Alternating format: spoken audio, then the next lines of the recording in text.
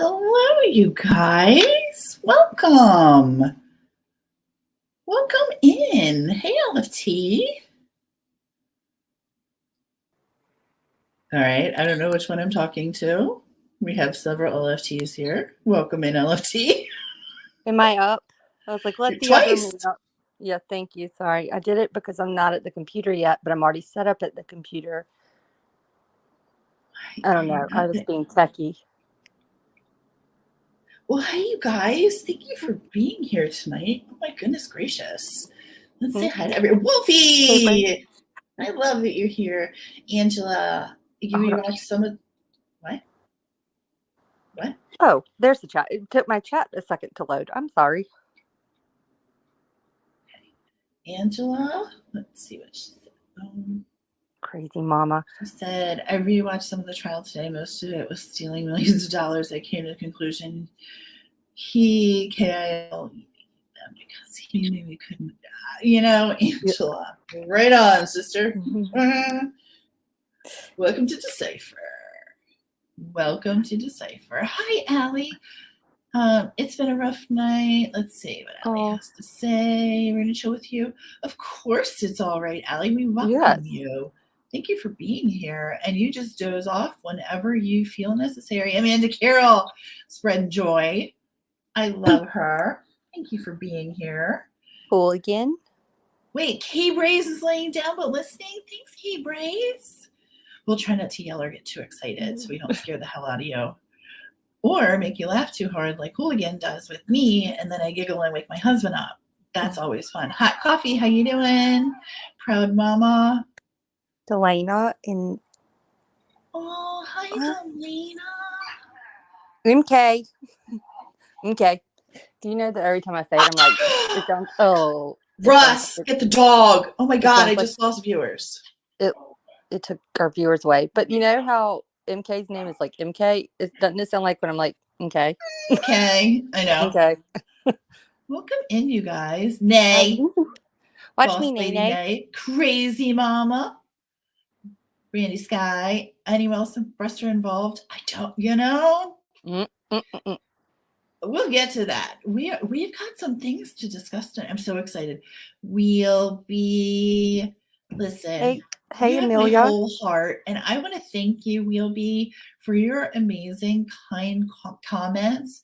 And you know what else I want to thank you for? I want to thank you for disagreeing with us sometimes and making us go back and say, we need to go back and look at this, because different aspects really help. So, and that is not anyway a sarcastic comment. I truly mean that. Like, your comments are amazing, and I truly want to thank you for making us go back to the drawing board. A lot of times you don't realize that, you guys, that when you leave a comment for us, it kind of sends us back down the rabbit hole. So I want to make sure that you understand that when you do that, it's a gift. It really is a gift. Wolfie. The wolf is on the prowl, you guys. And Amelia Sparkles and Vanessa. And I think my chat is a little 4-second delay. I went back up, so I didn't miss anybody. Hi, Amelia. Okay. Wolfie. Wait, did y'all all watch the trial on Friday? I'm assuming yes. By now, everyone's seen the highlights. Yeah. I hope but so. What did y'all think? What did y'all think of the beginning of the morning? Woo. Let's talk about that for a minute. I mean, it was a little intense. It was aggressive, wasn't it? It was a little. After. It was a yes or no question. Will you just answer yes or no? And I was like, whoa. Will you kiss my ass? Okay, Mom. Like, why am I in trouble? He's answering your questions. You just don't like the answers. Yep. I think I'm really interested to see what the defense has to say, though. I really. MJ. Welcome in, MJ. Again, I was talking about you today. God darn it. I need to stop talking about Melissa Jane. The obsession is real, Melissa. The obsession is real. It's all good, I promise you. Ears to you. Hey, Brandy Sky. I know Friday morning it was pretty great. Like, it was good TV, I have to say. For the first, it was like, okay. And then it got even better. Which one of you is talking? The picture one. Do we need both up? Yeah, you're going to need both up in a second because I'm switching them over. Just checking. Do you think Alec grilled Paul during the drive? Yes. I will say that.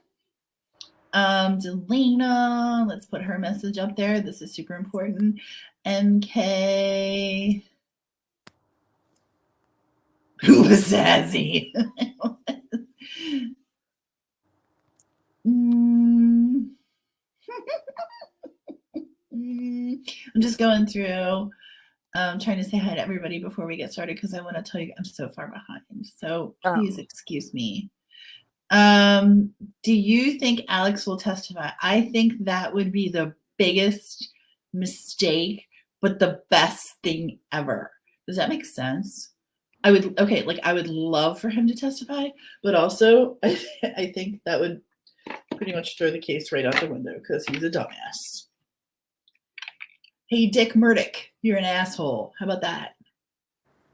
That's my opinion. That could be, well, I think his attorneys are probably like, I think he said enough. I think y'all got all you needed in the interviews or phone calls. I'd be talk about opening a door if they let him up. See, only fools testify right there. Mm-hmm. By the way, we send you our love to you and your mom, and I hope things are going well there. I wanted to say that. He's already a liar. Yeah. Hi, Jane. Welcome in. How are they gonna condone that? They're just gonna. I think they're gonna go after SLED and then have the data interpreted by their experts, and then they're gonna be prepared for the best. I'm hoping for maybe a hung jury. I'm looking forward to Buster. I'm not gonna lie. I'm just looking forward to Buster. I want to, like, there's so many I want to see. Just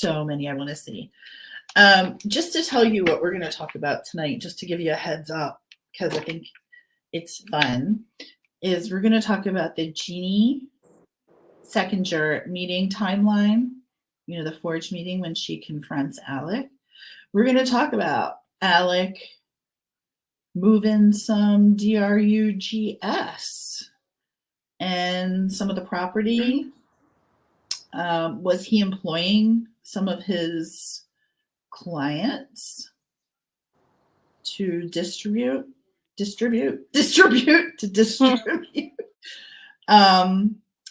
And then I have 7 questions at the end that I just want to kind of run through. So that's the topic for tonight. Do you think Buster is going to get charged in the Smith kids? Well, I think it'll be interesting. You know what? Here's the thing about that, MK.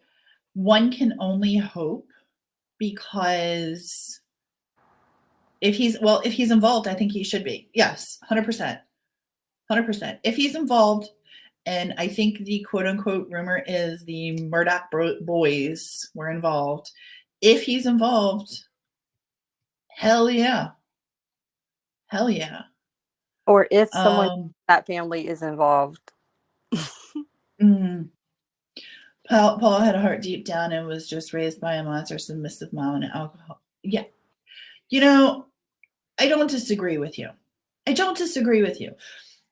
Initially, when I was introduced to Paul,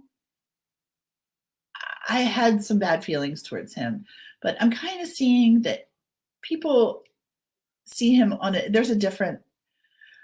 I'm seeing him in a different light. Is there anything but rumors or hearsay? Well, I'm going to let you decide. I'm going to show you some things and you're going to come back at me. And I love that about you. I think the Murdochs have a jury compromised. I think they did.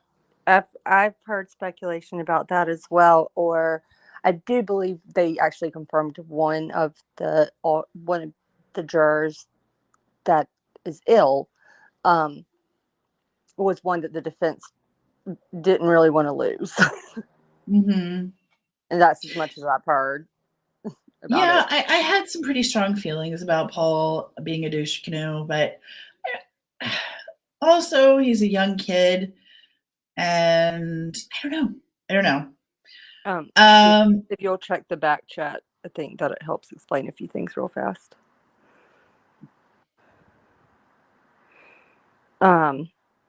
Oh, okay.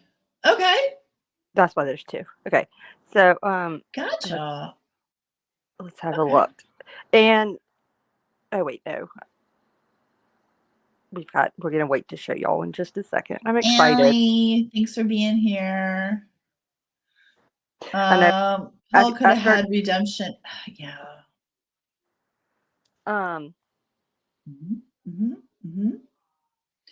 All right. So what do you want to talk about first? I think we should start with. You want to do the timeline with Jeannie? I think we should start with that because I think that's a really good talking point anyway when it comes to this case. And in terms of, was this the icing on the cake that day, or is it just yeah, or is it a moot point? because that's my new thing is the mood points. I agree. Okay, timeline it is. Mm-hmm. So I'm going to talk through this and attempt to show, but also like, my computer's acting a little wonkadoodle. So if you'll just work with me. So on Friday, oh gosh, darn it, see, I hit the wrong button. On Friday, SLED put out their timeline, which was kind of the coup de grace, if you will, of what we've been waiting for. They've been talking about so many things lately and connecting the dots and blah, blah, blah, and all this stuff. And then finally, they produce a timeline. And I personally want to thank General Motors for going back to the drawing board and bringing up their information. That was a shade of awesome. Hey, show me those Marilyn Monroe pictures. I love that. Those are so cute. I was a paralegal in Charleston for 20 years. I've gone, okay, let me tell you that I call them pimped. I can't help it. I cannot. It is what it is. I'm so glad that they changed their name. Several times we never wanted to go to trial against them because the jury was always decide. Check that out, you guys, right there. Look at that. That is unbelievable. Always decided in their favor. They had 5 counties in their pocket. I just can't even imagine. I'm curious if they negotiated or did they ever actually go to trial? They settled so many. If you go back to the cases that he's been on, even the ones that he brings, other attorneys or resources in on, they settle everything. Oftentimes, they've settled so much like out of court. Yeah, like were they table lawyers or trial lawyers? I'm curious. They make me look so cute. Oh, MK, you're cute already. The ladies all love you. Add Marilyn Monroe next to you. All right. Okay. If you don't mind. All right. I'm going to switch over now to the computer, so I'll log off this one. Okay. Well, I was going to say, if you don't mind tackling chat while I run over this. Mm-hmm. Hey, crazy mama. What's up with that, lady? Thank you so much. Thank you so much. So I'm going to explain to you what happened last night at 11 p.m. I was really busy yesterday. LFT was really busy yesterday, and we didn't get a chance to really connect all day. Thank you, crazy mama. Until later in the evening. So 10:30, 11 o'clock, we finally connect, and we start going through this timeline, SLED's timeline. And as we're going through it, we start asking questions. Hampton juries always decide for them. We aren't sure how Colton County will decide. Still the 14th Circuit, but a wee bit removed from Hampton. Okay. Gosh, thank you so much for this information. Thank you. This is amazing. So this is what I love, when you guys can share information and help us understand things, especially locals and a paralegal for 20 years. Hello. So we were going through these, we started going through some questions. We hit about 4 o'clock in the afternoon on the timeline, and I was like, whoa. Where's this phone call from Alec to Jeannie? Jeannie's second juror, let me back it up. So on June 7th, 2021, Alec Murdoch is accused of shooting his wife and his child on their Moselle property in South Carolina. Okay. That's what this whole trial is, believe it or not. It's a murder trial. It's not a financial trial. It's a murder trial. But I don't think you'd know that by some of this stuff. However, during that day, a lot happened. And SLED, South Carolina Law Enforcement Division, just released their timeline, and they went through it Friday. If you haven't seen it, go watch it. It's amazing. And go through the timeline yourself, because it is flippin' awesome. It's so good. It answers a lot of the questions that we've had previously. Mm-hmm. So as we were going through, we got to about 4 o'clock, and I was like, Jeannie Seconder at some point during her testimony said that she confronted Alec Murdaugh that day, June 7th, and confronted him about some missing money. Was that the $792,000? The Chris Wilson money was the fair. Was that the one? She, whatever.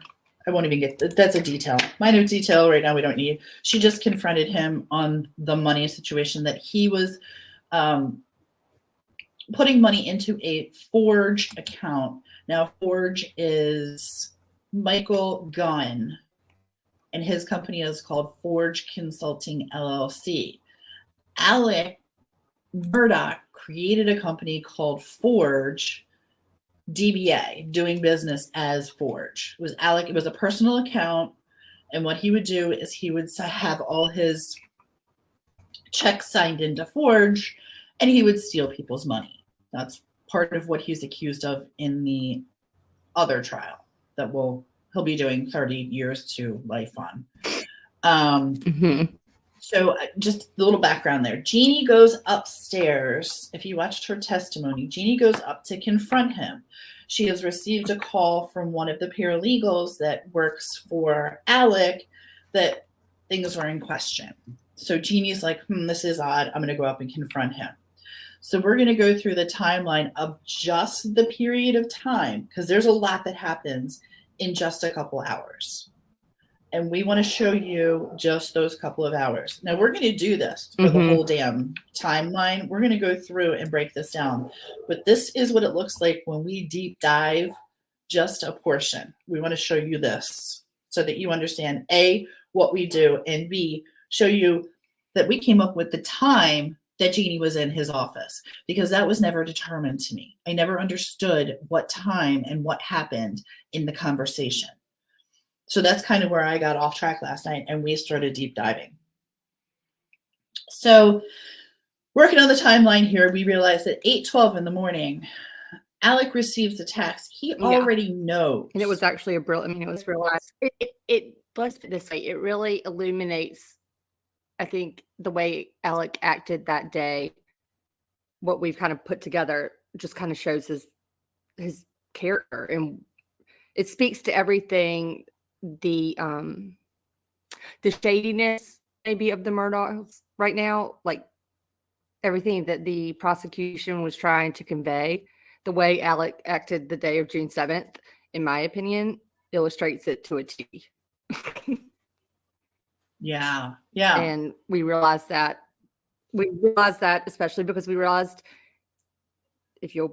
when you get to that point with Jeannie, that maybe it really wasn't, some stuff wasn't quite as surprising to him as he led her to believe.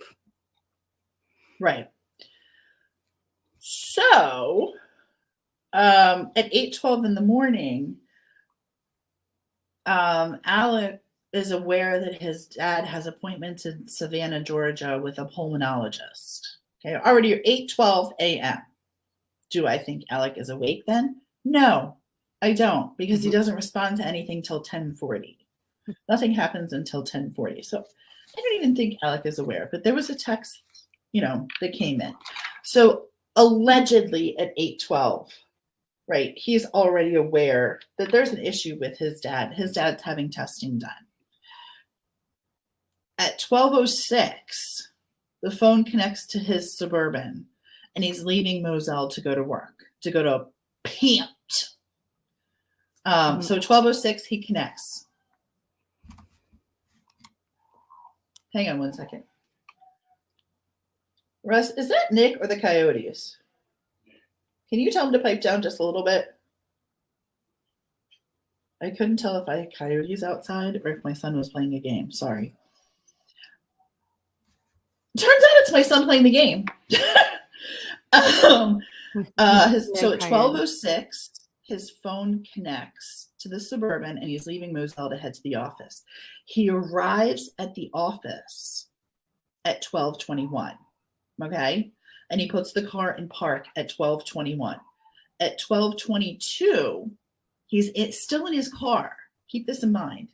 still in his car, and he calls Danny Henderson. Danny is the guy in the first police video that you see in the back seat behind the driver's seat. That's Danny. Mm-hmm. Okay.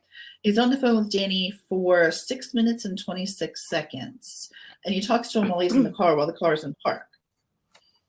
At 12:26:09, Christy Gerald leaves a voicemail. He's still on the phone with Danny Henderson. Mm-hmm. Oh my God, if you guys can hear that, this is embarrassing. I mean, the kid, I hope he's winning. That's all I can tell you. 12:26 and 42 seconds, Corey Fleming calls. And he hangs up. He doesn't leave a message. It's only a 1-second call. He's still on the phone with Danny at that point in time. At 12:28:28, he calls Corey Fleming back. And he's on the phone for 7 minutes and 15 seconds. 429 seconds is what they say. We figured 7 minutes, 15 seconds, right? So he's on the phone with Corey Fleming at 12:28, still sitting in the car in the parking lot, right? At 12:33, the engine turns off and on. I love that. Did you hear that? Good Lord. So at 12:33 and 23 seconds, the engine of his car turns off and turns back on, and he connects to the Bluetooth in his car. He should still be on the phone with Corey Fleming, but something happens and he is not. He calls Corey Fleming back again at 12:35 and talks to him for 2 minutes and 45 seconds. So that's 3 phone calls. Corey calls him. He calls Corey back twice. All right. Keep that in mind. Corey is a big figure in his investment cases or stealing cases. 12:35, Corey Fleming, 2:45. Okay. So then at 12:38, he finally enters the office building. So he's arrived at 12:21. He's been in his car on the phone taking calls for however many minutes that is. LFT, you know this. I don't know this. We're at 12:21 to 12:38. He's sitting in the car. Oh no, he enters, he gets there. What we figured, he got there about 11. He sat in the parking lot of the office and for about 11 minutes before walking into the building. By the way, still on the phone, about to hang up with Corey Fleming as he's walking in at 12:38. It's the first time he steps foot in the office that day. So that's his early morning at the office on June 7th started at 12:38 p.m.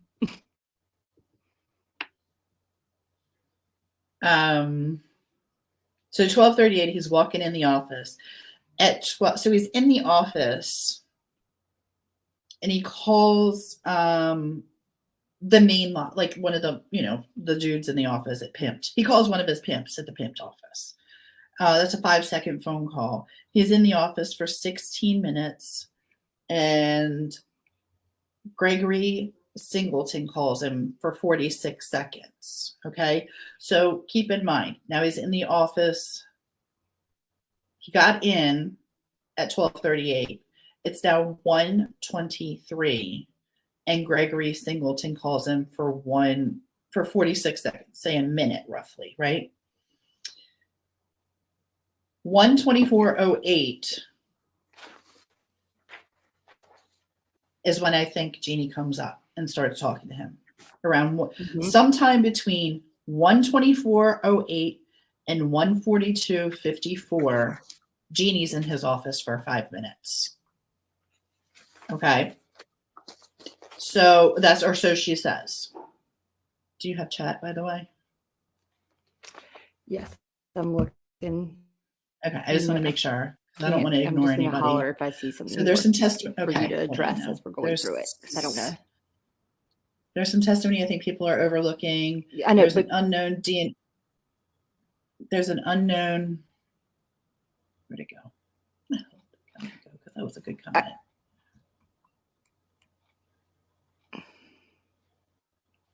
Okay.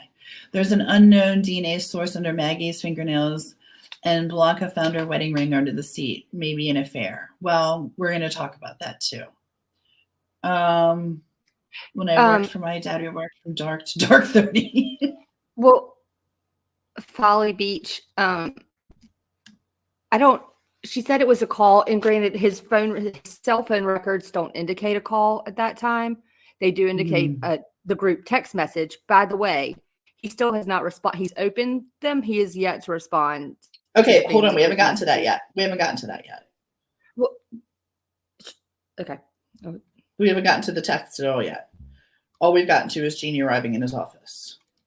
So she stands there, and if you guys remember, she's talking to him about the forge meet, like where's the money? He said, oh, I can get to the money anytime. Don't worry about it. Poo-poos are off. He's really quite rude to her in the beginning.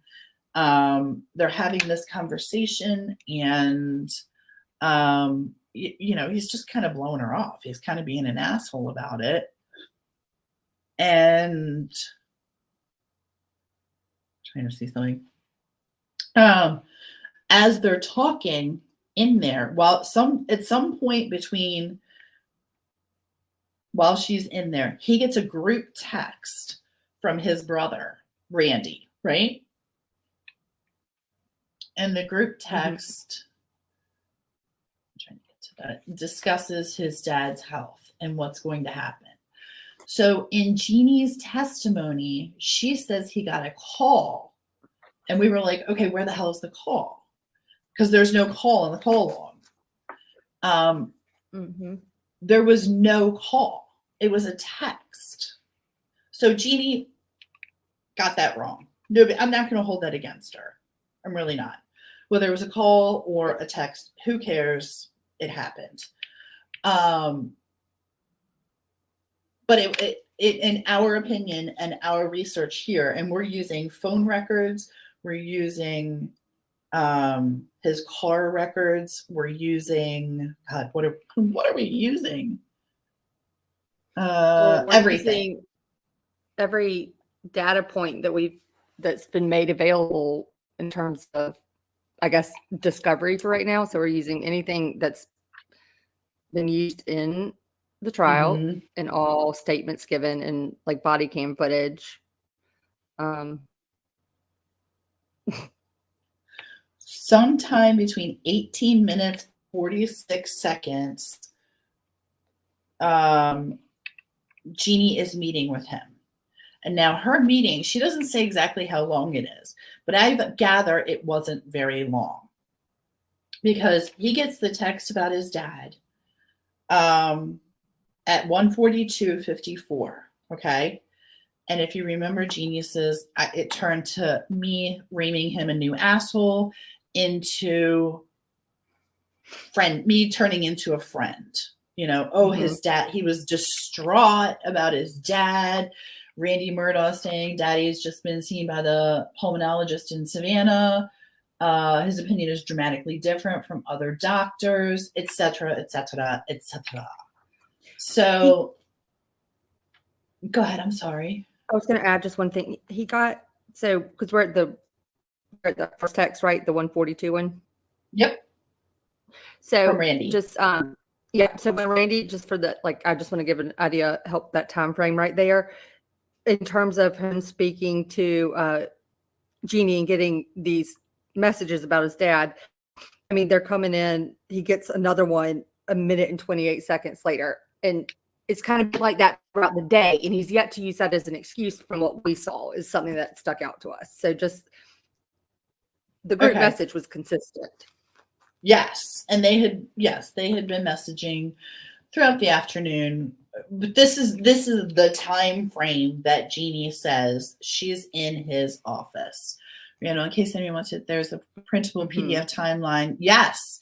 And we will thank you, Randall, for noting that. I appreciate that. We'll put that. We have it. Yeah, I'm actually reading. That's one of the things I'm reading off of. We can put that on our Facebook group so you guys can get that. You need, if you want it, you can get it, or we can either put it on a community post, whatever. We'll put the link on the community post. Oh, I thought, we'll share it with y'all in a little while too. Yeah, totally. And Melissa, thank you. We have family text with my mom. Yeah, I mean, right. You have a group text, right? Everyone has a group text when you're talking about family situations or someone might be ill, because you don't do the phone fan out. It's not 1978. You don't have to have one person call 37 people. You have a group text. Everyone knows. Da, da, da, da, da. So brother Randy sends the first group text about dad while Jeannie's in his office. Now he reads this group text 5 minutes after it's received.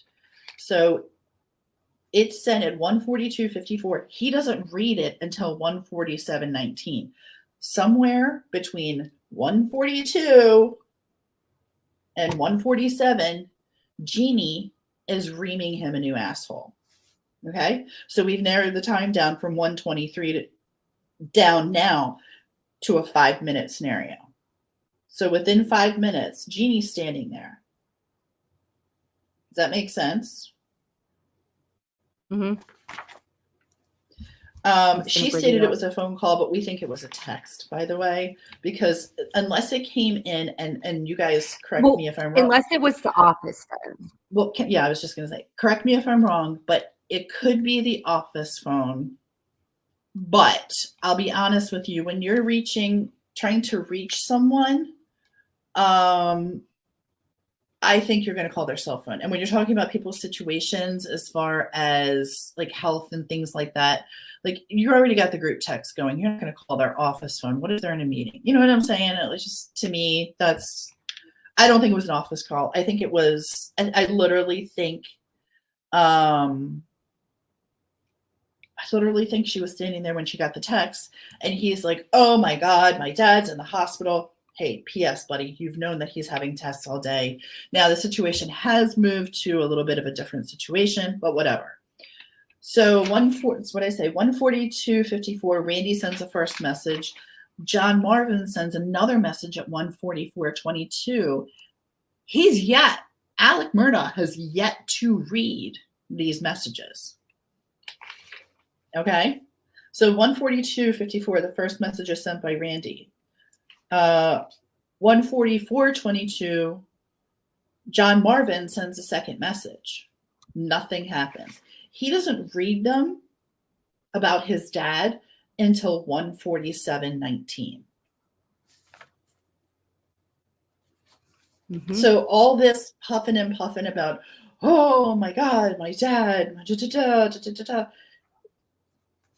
he didn't even open the message for 3 minutes.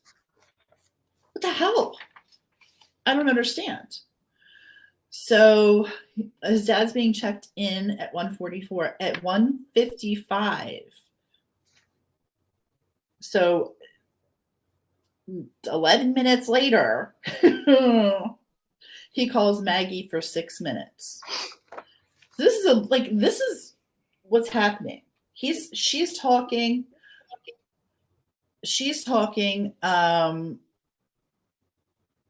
But did he take advantage of this? Yes, 100%.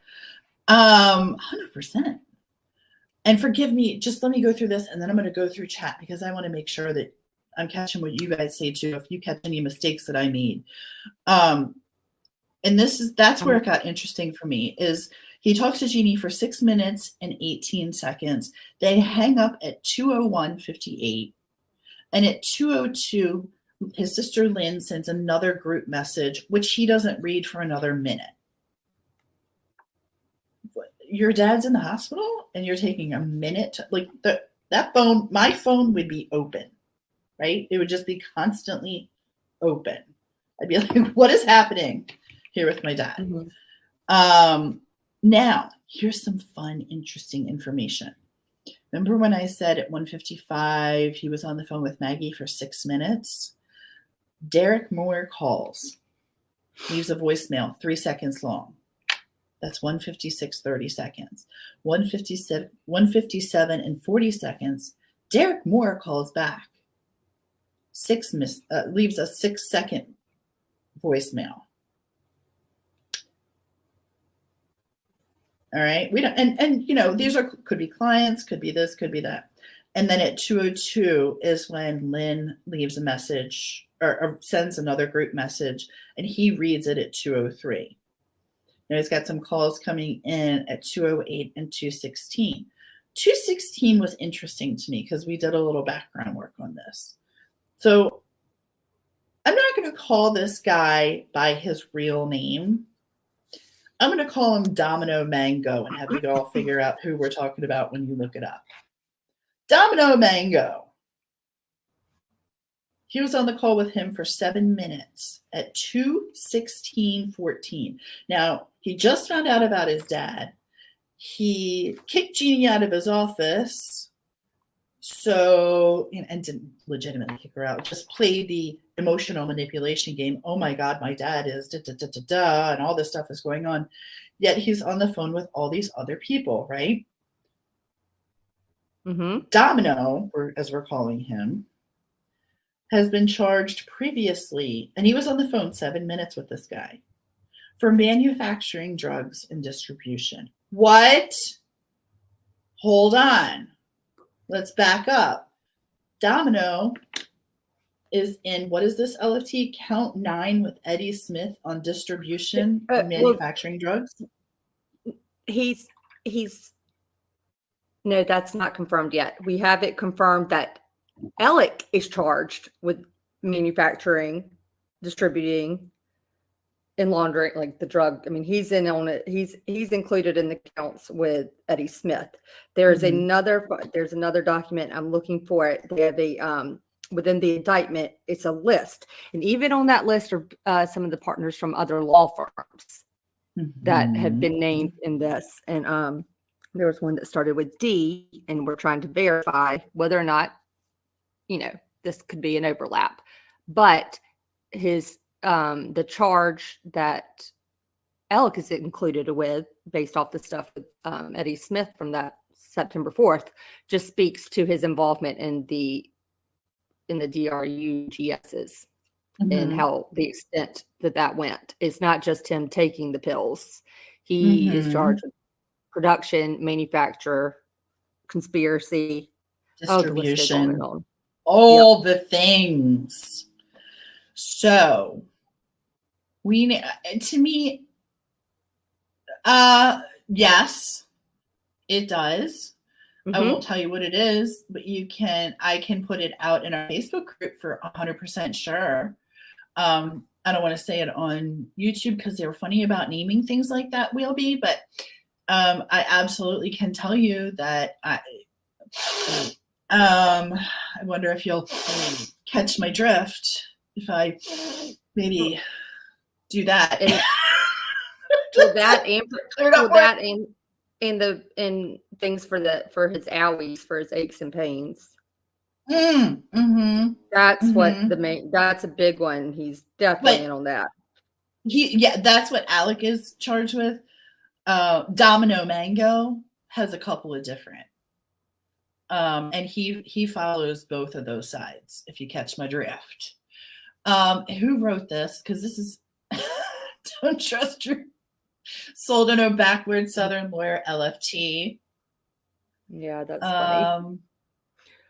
I like that. Randall, gotta run. This isn't hard to figure out. Just don't overthink it. Agreed. Yep. And thank you. Agreed. 100%. Hey, quirky ass. That's right.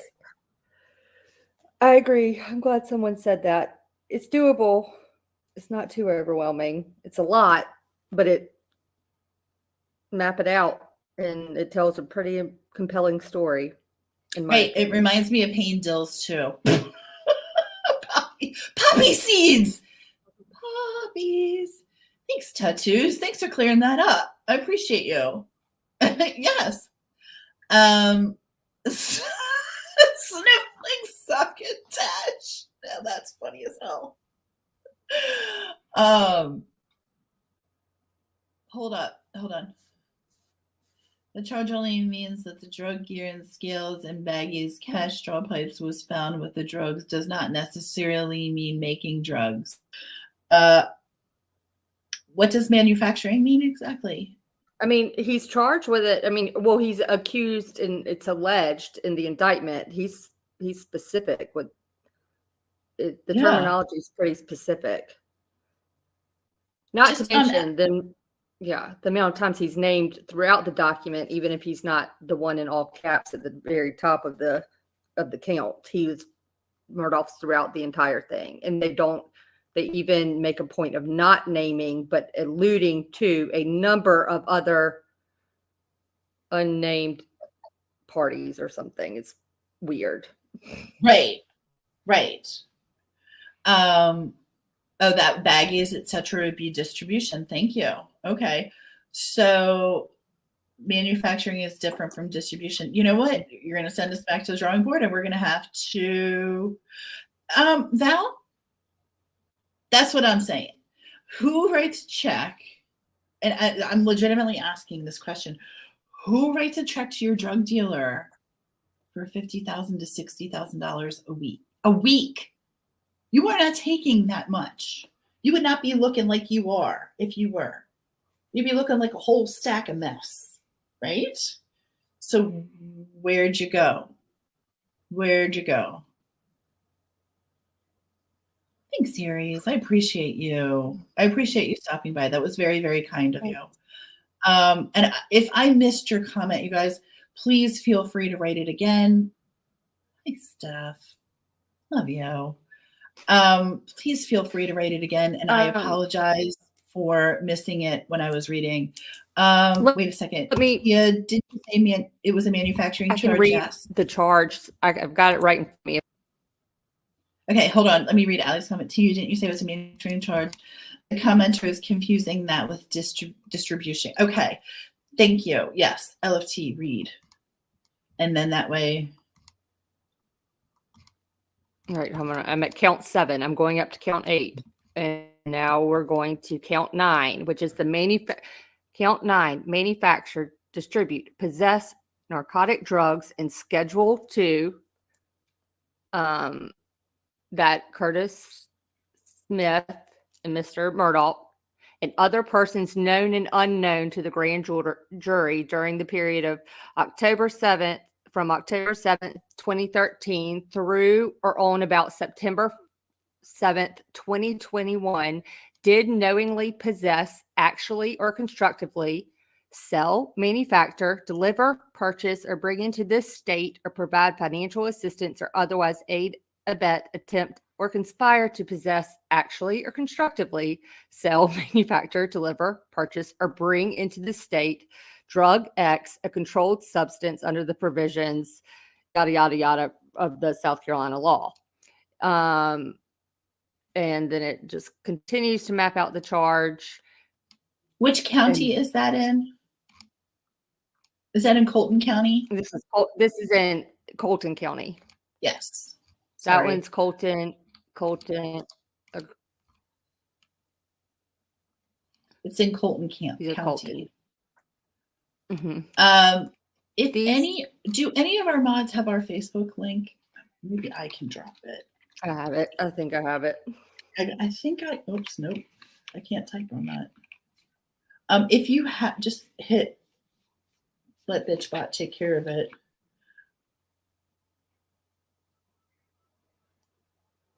Well, that's what I was wondering. Really, it's funny that you say that. I was really. What is it? Colleton County. Okay, thank you. I love when people correct me. Thank you so much. I love when people correct me to the proper dialect. I don't want to offend anyone. You guys are the best with this. So are these new charges? She's kind of confused, Angela says. These charges stemmed from these charges came about after the September 4th event. And the September 4th event would be the roadside event. Eddie's alleged misfire. How about if we call it that? Eddie's bad aim is what we're going to call that. Did you get the Facebook group? Let me. I gotcha. Well, no, I don't. Goodness gracious. I got nothing.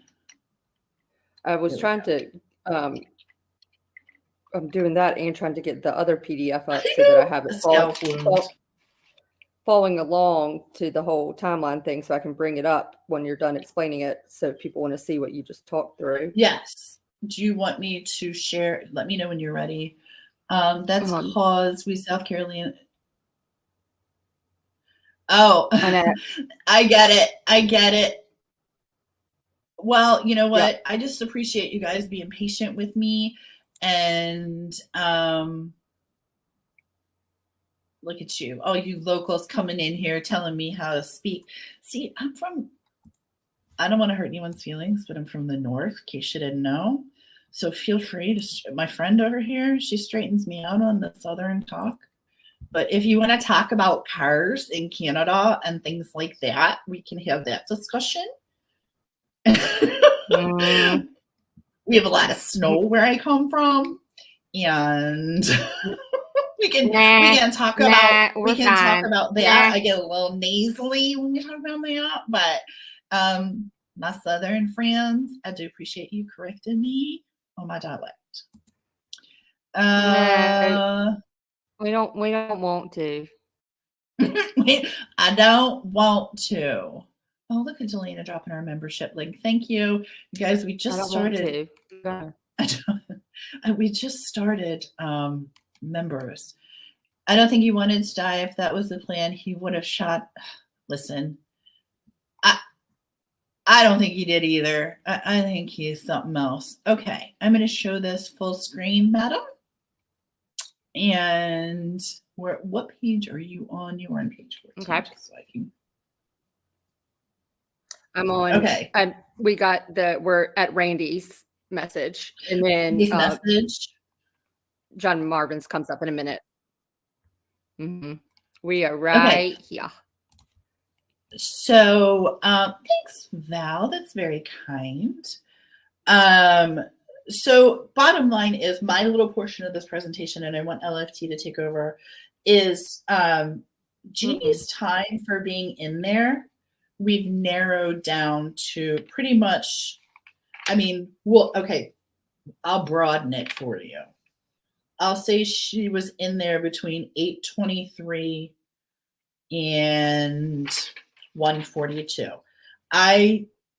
It's much broader. She was only in there for about 5 minutes. It's not much broader. It's much narrower. And she was in there about 5 minutes before. Yes, ma'am, Miss Hooligan, and I will do that. And thank you so much for that. I appreciate that.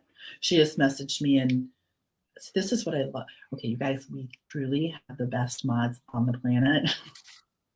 And if you think that we run our channel, that is total bullshit. It's the mods here that keep us straight. So thank you. We're going to get on. We're going to get on that. So anyway, what Mark Tinsley said, there was no life insurance anyway. Right. It wasn't. I've yet to see proof of it. Well, it would be out there. Let's see. No, Randy was taking money from his fake accounts and writing checks to Eddie to get Eddie to cash them and give him cash. Right. Which is so interesting to me. It was they're all. Well, they met. I'm sorry. I didn't mean to interrupt. I'm sorry. No, you're fine.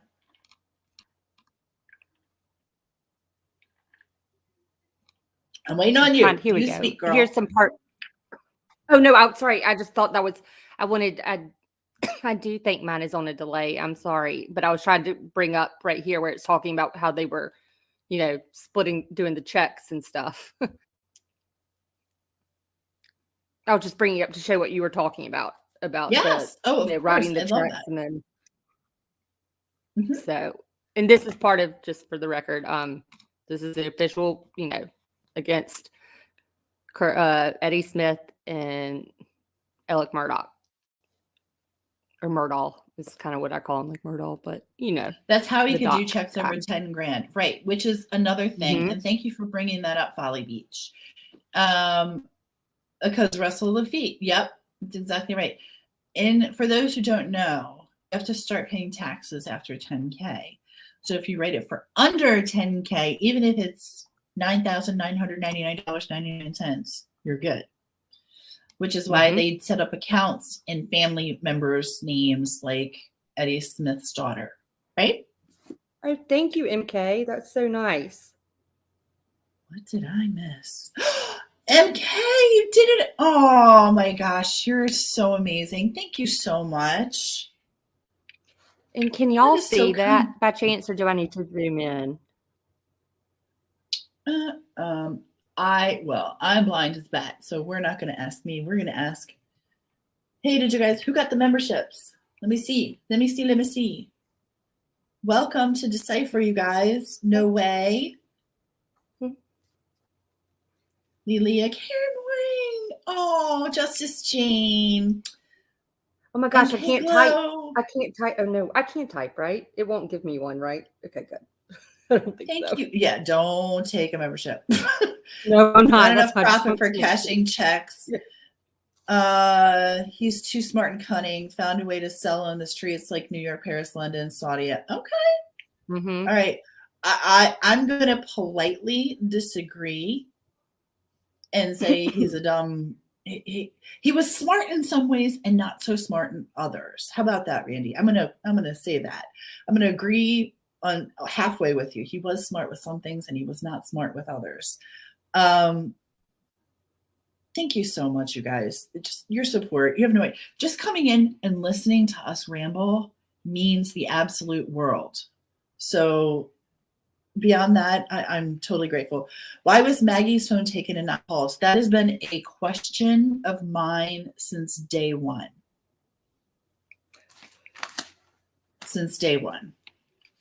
Because I still go back and wonder who the actual target was.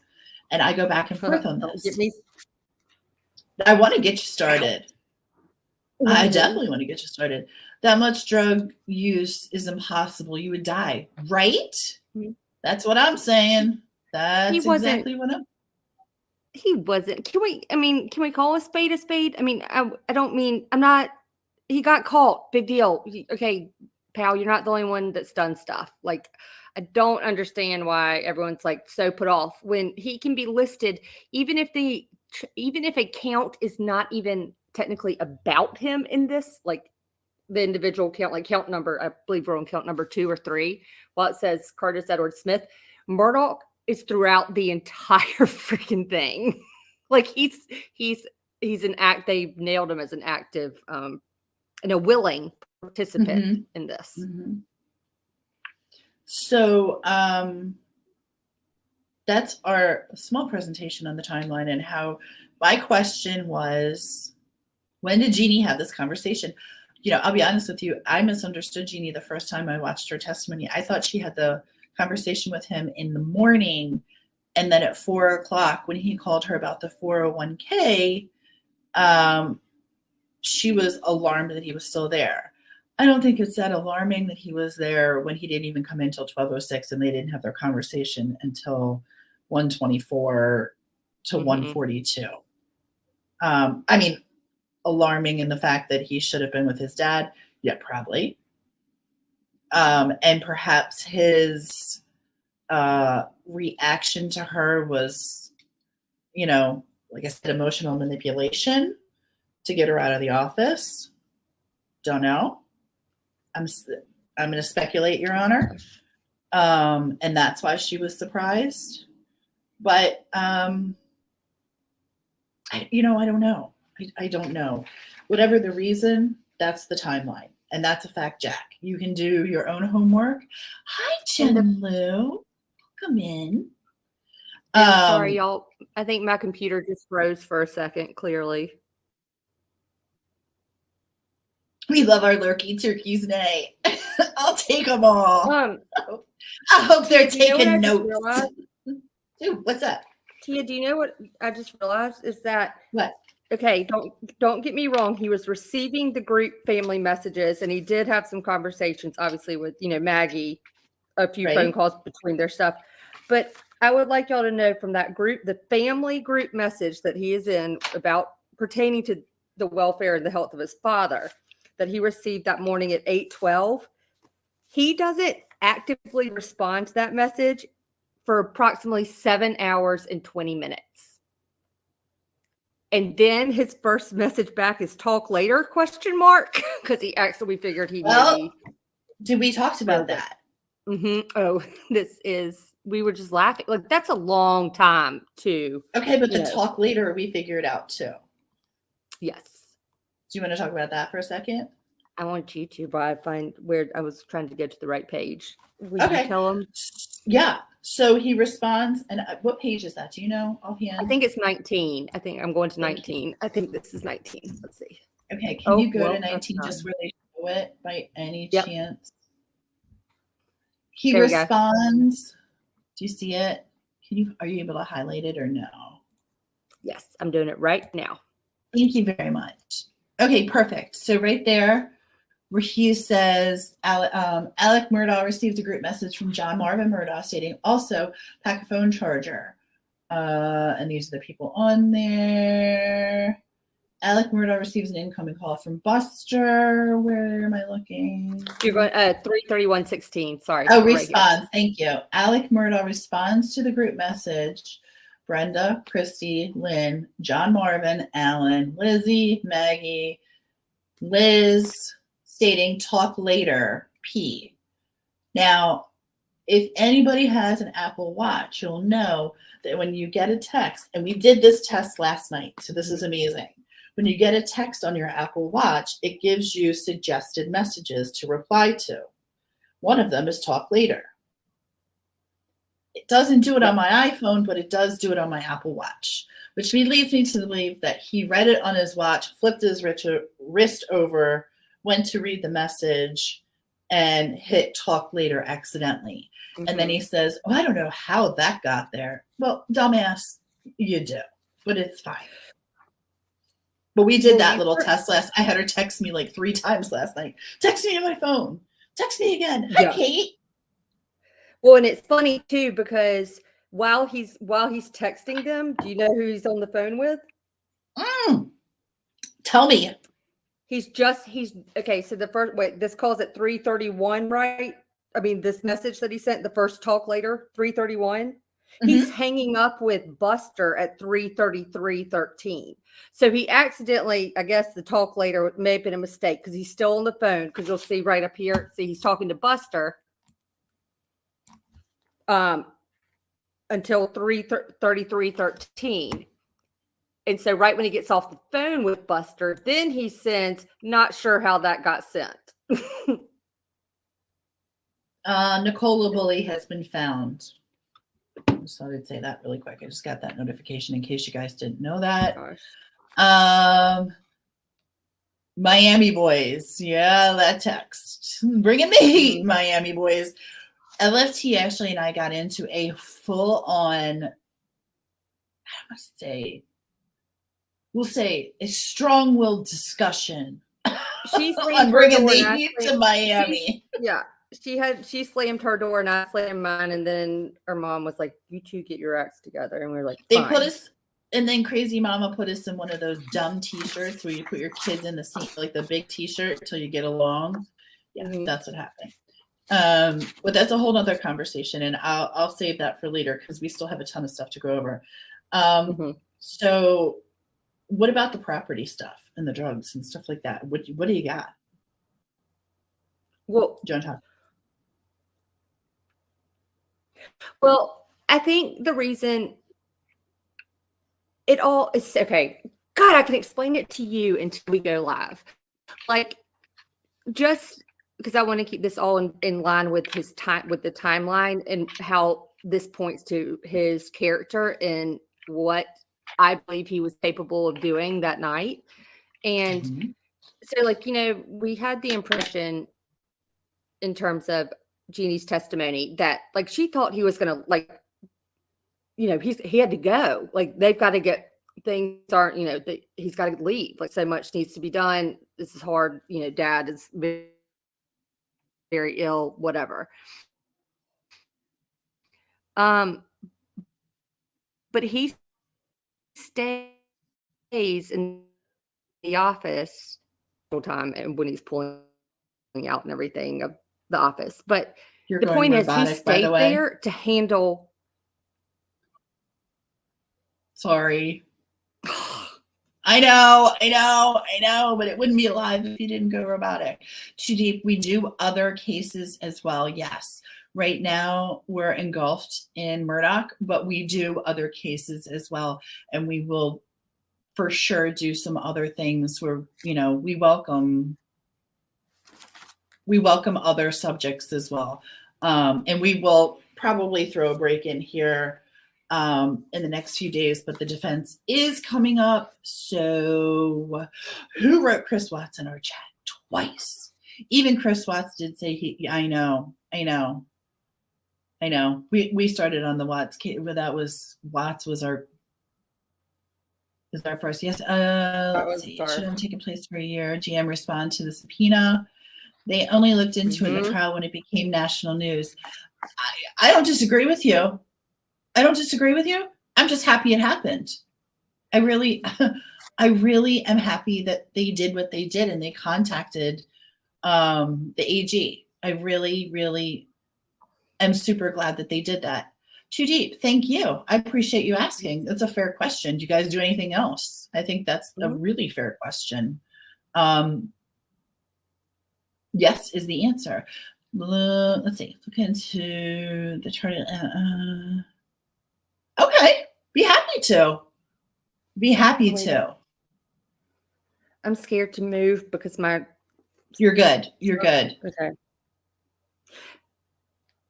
But my whole point is saying the reason that we're bringing up the property and stuff, just to piggyback what I was trying to say, is because he's already lying right now. He's already he has told one thing, given the impression that he needs to leave. It's a family emergency, but it's not there's something else that's a bigger emergency.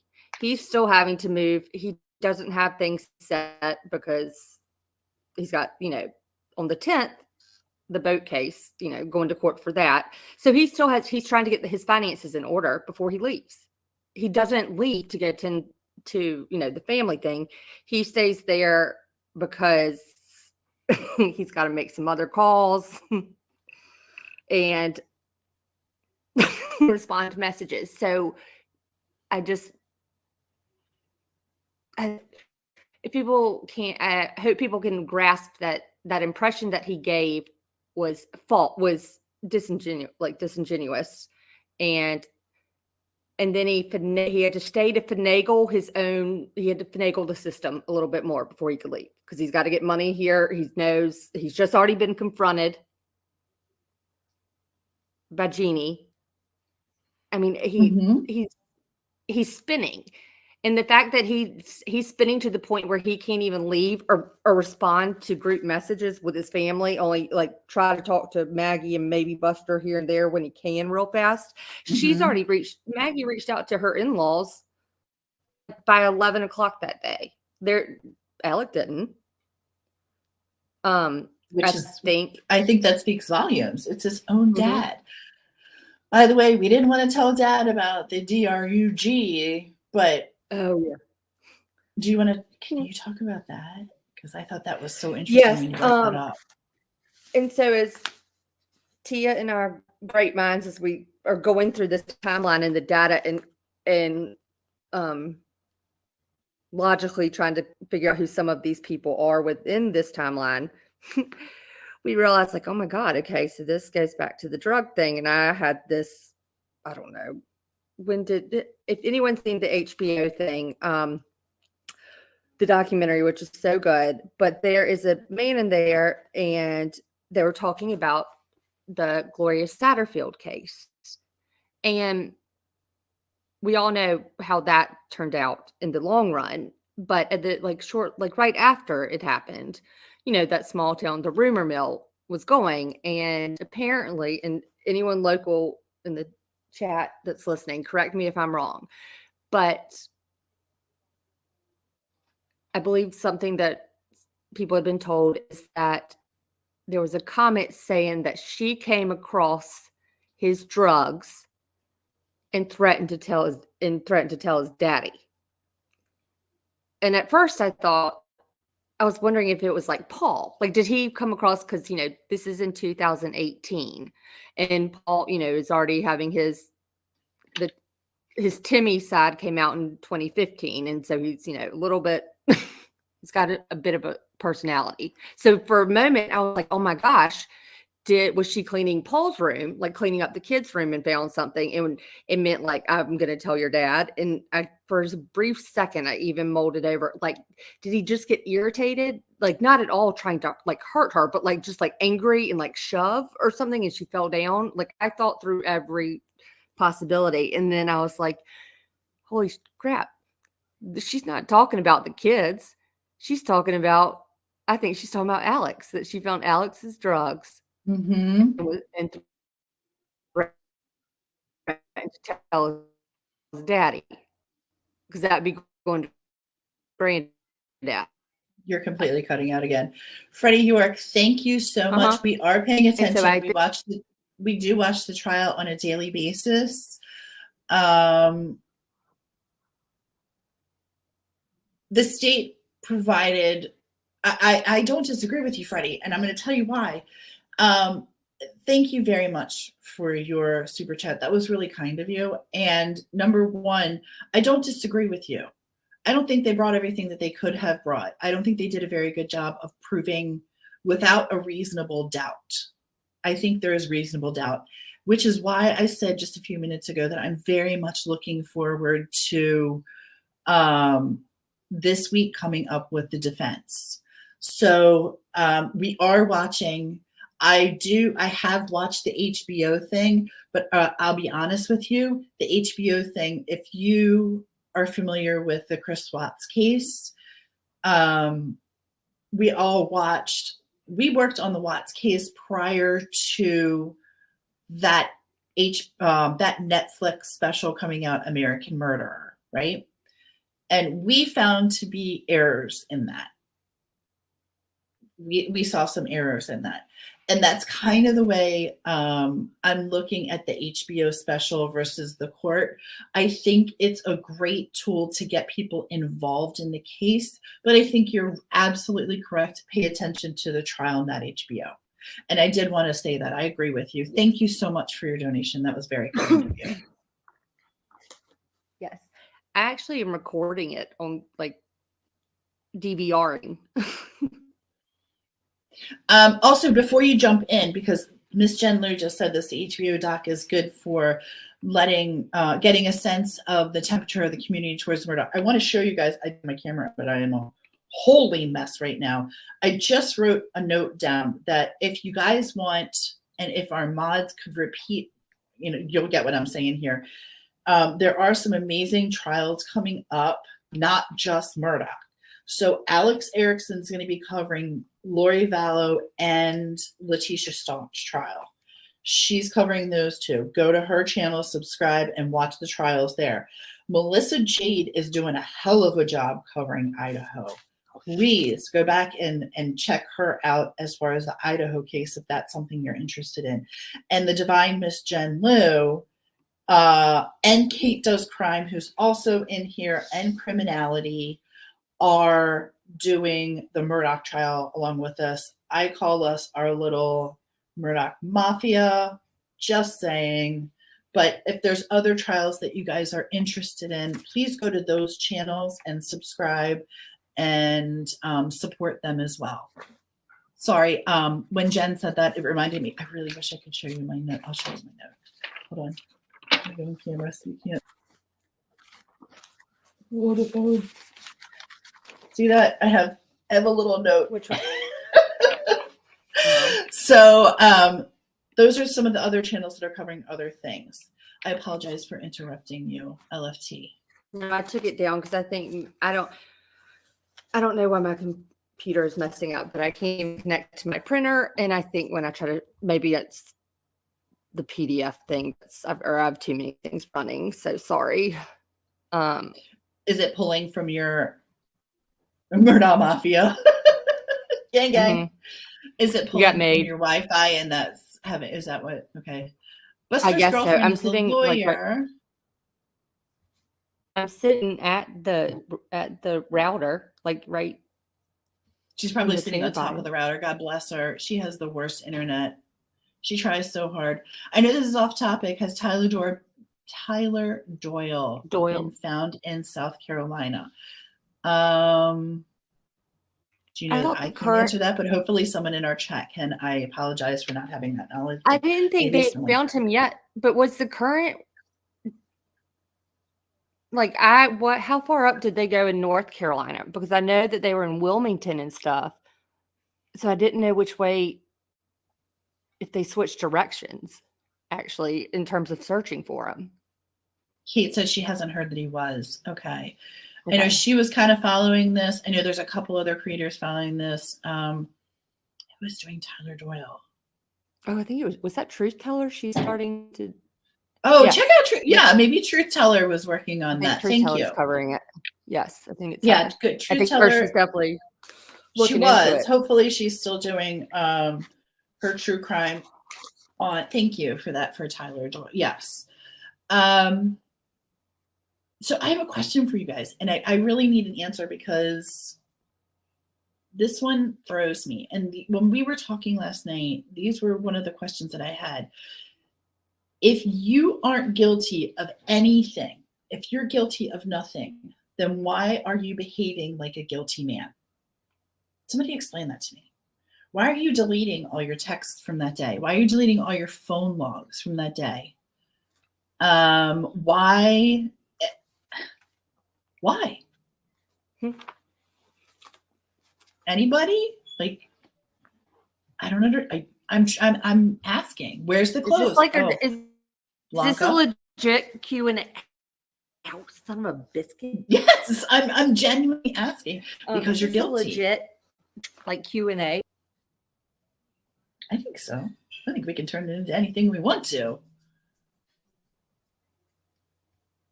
He's guilty because he knows who did it. Thank you, yeah. We talked about that today too. We have several working theories on quote unquote whodunit. May I ask? Actually, can I piggyback yours and add on to Hell that? Yes. Okay. Okay. Why, if you're not guilty, like why do things that guilty people do? Also, why is your defense team going around going, it's not about the boat case? And I think some people think it's like in terms of vendetta. No, I agree with that. That's not about the boat case.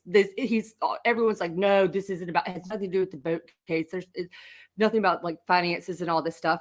Then why does your client, every other word out of his mouth is boat case? I don't know if y'all heard about that. Have you heard about the boat case? Have you heard about the boat case? The boating accident or my son was in a boating accident. Did you hear about boating accident? Boating accident.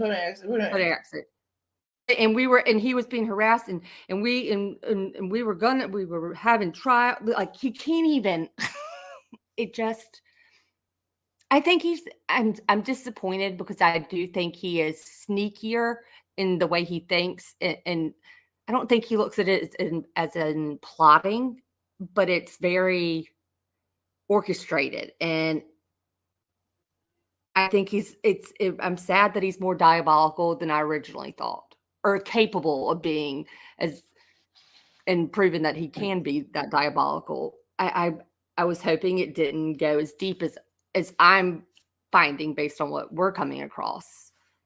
Freddie York, again, thank you so much. Freddie York said he is texting and calling to set up an alibi, or he's deleting to hide text. Can't have it both ways. Choose a story.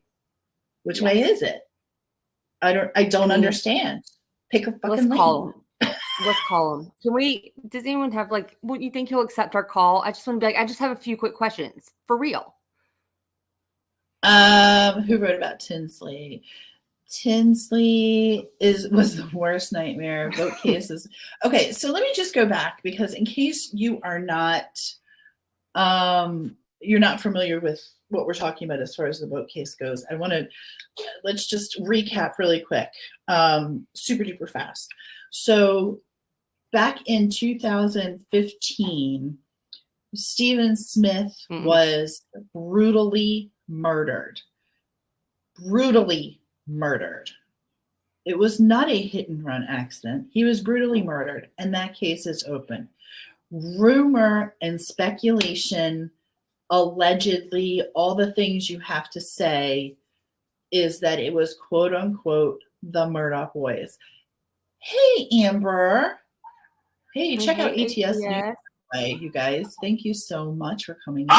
Holy crap. That's my alarm clock. That's the sound that everyone needs to screen record right now for their alarm clock in the morning, because that will let that go off for 4 minutes in your ear. Okay, holding him now, sorry. He only deleted certain things, though. He did. But do you know when he deleted them? I think, and this is speculation here, is when he's on his mother's driveway and he pauses for 60 seconds. I think that's when he's deleting things. I do. That's just my spec. It just fits the timeline there. And I'm so sorry about the dog barking. He rules the house. What can I tell you? If you're a dog lover, you know. If not, I'm gonna have to apologize sincerely to your earphones. I feel terrible. I'm sorry. It's our guard. So why did they kill Stephen Smith? What I'm gonna do there is direct you to the Ward case studies. Jen Liu did an amazing live on Stephen Smith, and she has all the deets, and she's doing a really cool video. I say that, but it's not really cool. Poor kid died. He's a young kid who was beat. He was beaten horribly, and left in the center of the road. Okay, so there's rumors that the Murdochs were involved in that. That's where we start right there. Right after that, the Murdochs, and this is what LFT was talking about earlier, and I'm going to let her take over in a second with that. Gloria Satterfield, who is a nanny, housekeeper, all-around employee of the Murdochs, helped raise the boys for more than 20 years, I think, passed away tragically, falling down brick stairs at Moselle. What are the odds? We all have our own theories on that. And Gloria Satterfield is another case that we're going to deep dive into and bring you some details on that.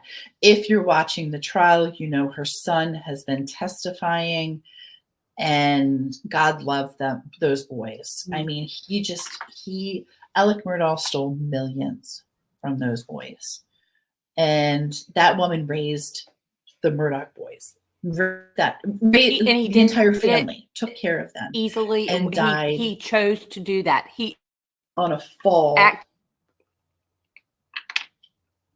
down the stairs. Can you speak again? Because I can't hear you, and I want to make sure that it's me. Is it me or you? I think it's me. Hold on. I can't hear you at all, so it might be me. Can you guys hear LFT?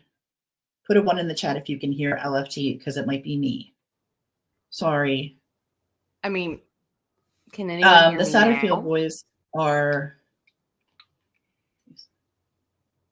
The Satterfield boys case was just when he was on the stand, it broke my heart. You can hear both? Okay. I couldn't hear LFT. Oh, I know what it is. Sorry.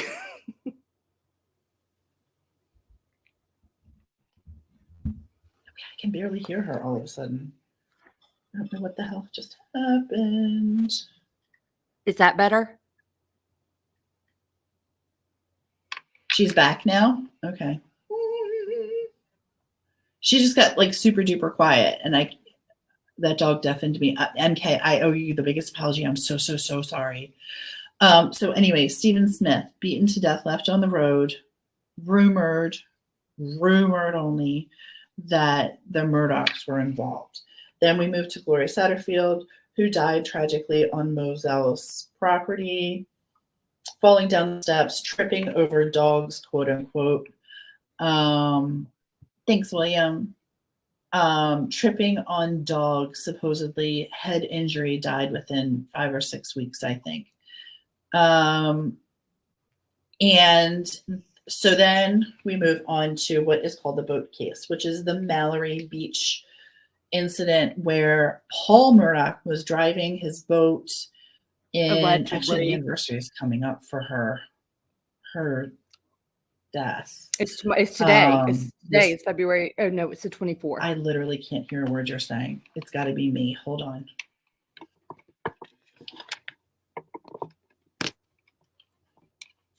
I told you everything in mine's broken. I this is awful. I think. Oh, it is. I think honestly, Randy, did they? I think it's my earphones that just died. I really do. I'm so sorry. Yeah, I swear to God, I'm so sorry. I know it. I didn't mean to. I was like, I'm gonna get off and get in the chat because I don't want mine to keep messing up. There we go. Okay, no, it was me. I apologize. I truly apologize.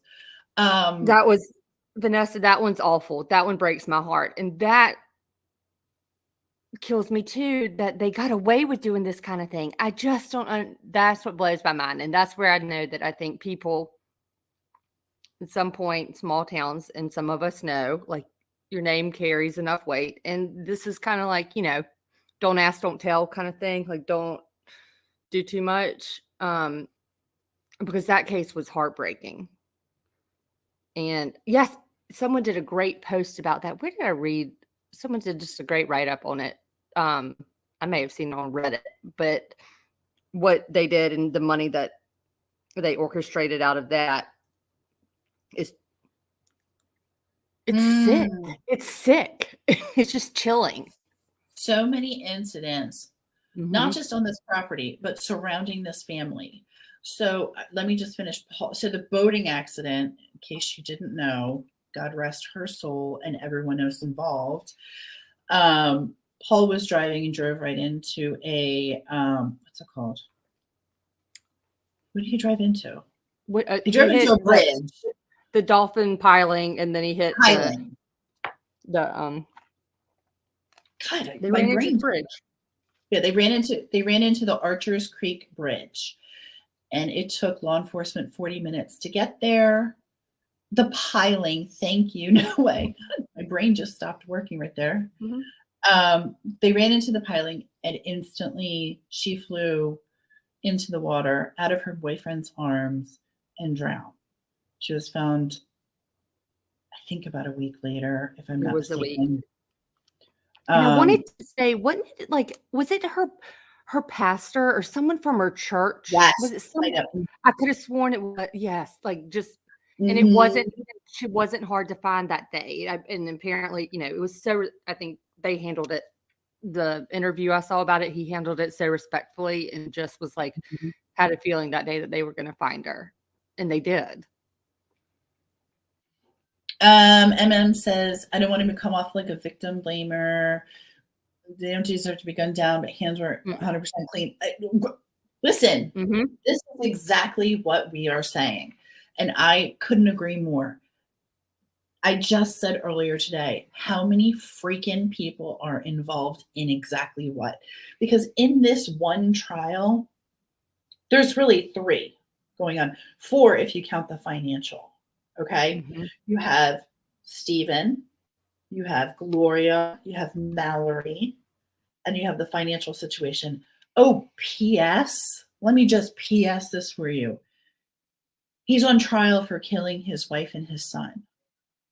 So you'll excuse me if I have some questions, sir. Like, and some of the things that you guys are saying are valid about, and a lot, and you know what, I really do want to know this question. How many think, especially with Friday's presentation, because Friday was the one that I was waiting for, but do you think that sealed his fate? Or is there reasonable doubt? Do you still, like I said, they, I don't know which mouse I'm using right now.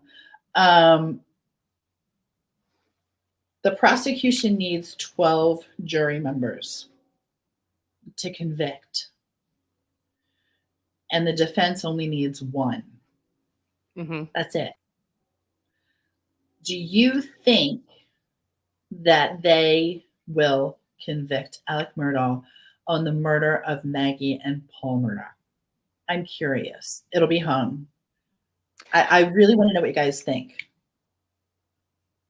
Do you want me to answer? Answer, yes. Hell yes.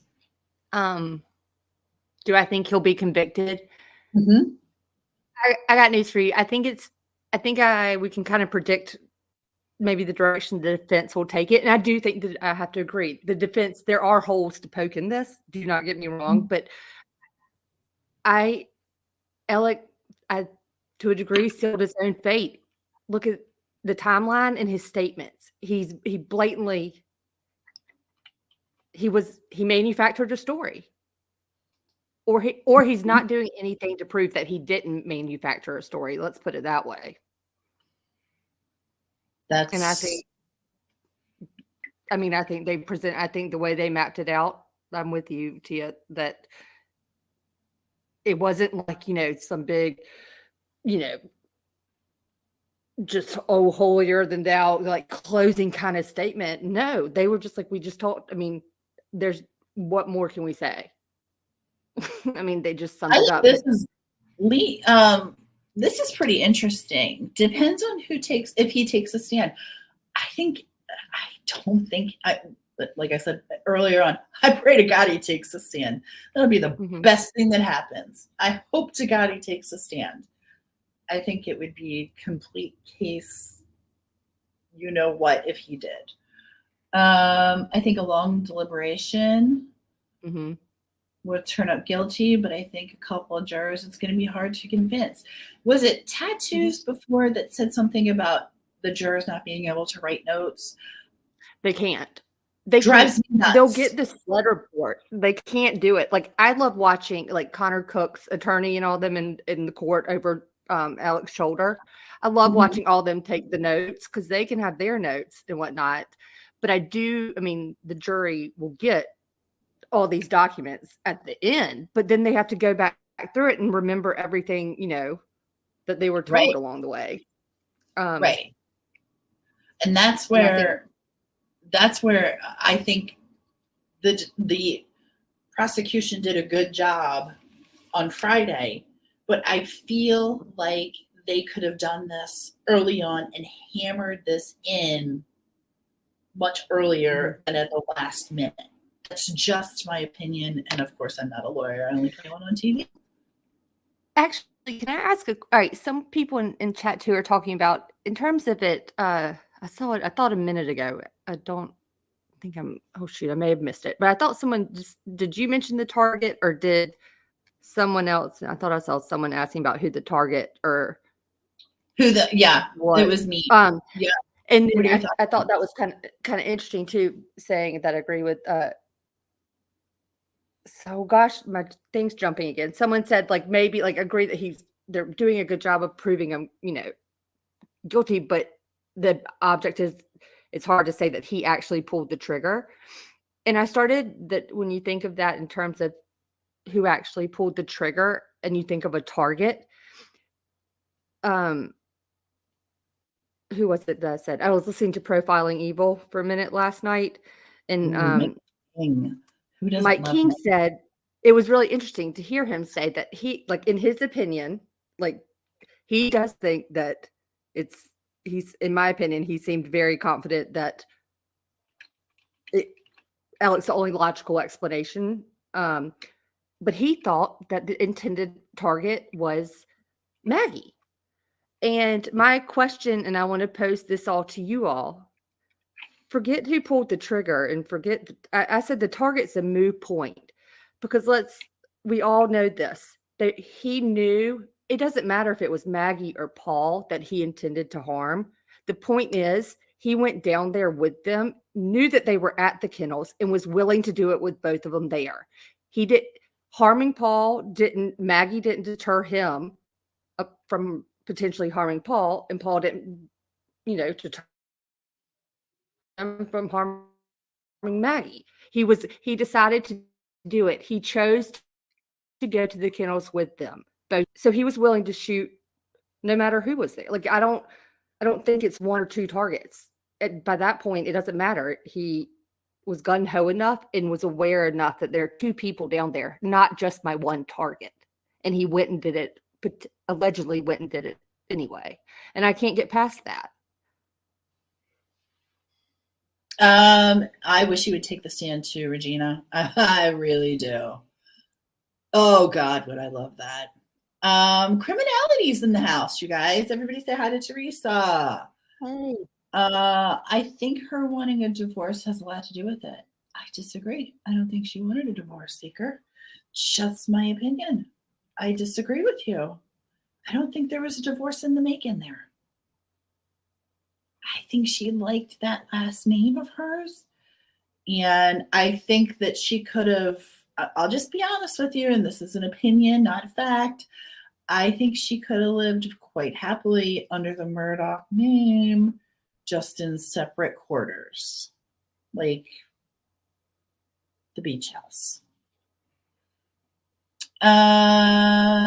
Robin, I just watched a documentary that reported Paul was to appear in court on June 10th on the boating crash charges. Could that have been the reason? Could be, and was one of the things we discovered. June 10th was a big day. It was the court. Okay, so actually, let's go back to the timeline for 1 second talking about that, because at 4 o'clock, the day that Jeannie confronted him, which also June 7th was the day that Jeannie confronted him, also the day of the shootings. At 4 o'clock that day, Alec calls Jeannie and wants information on his 401k, because what he tells her is the court case is coming up on the 10th and he's trying to move money around in Maggie's name, right? Mm-hmm. So, which already red flags go up there, because we've already researched a number of the properties, and in one county, Maggie has 8 properties in her name. In another county, I believe there's 7 to 11, and I have to confirm how many she has in the second county. That's just 2. That's just 2 counties that are in her name. Okay. Nothing in Alec's name. I'm excited for the Netflix documentary. That one looks really good. I saw the preview for that the other night, and it looks so good. It comes out in, like, what is it? ATS 20? Is it the 22nd, or is it on actually the 24th for the anniversary? I don't know, but you guys need to go over and sub to Amber if you're not. ATS News. She's doing a fantastic job over there.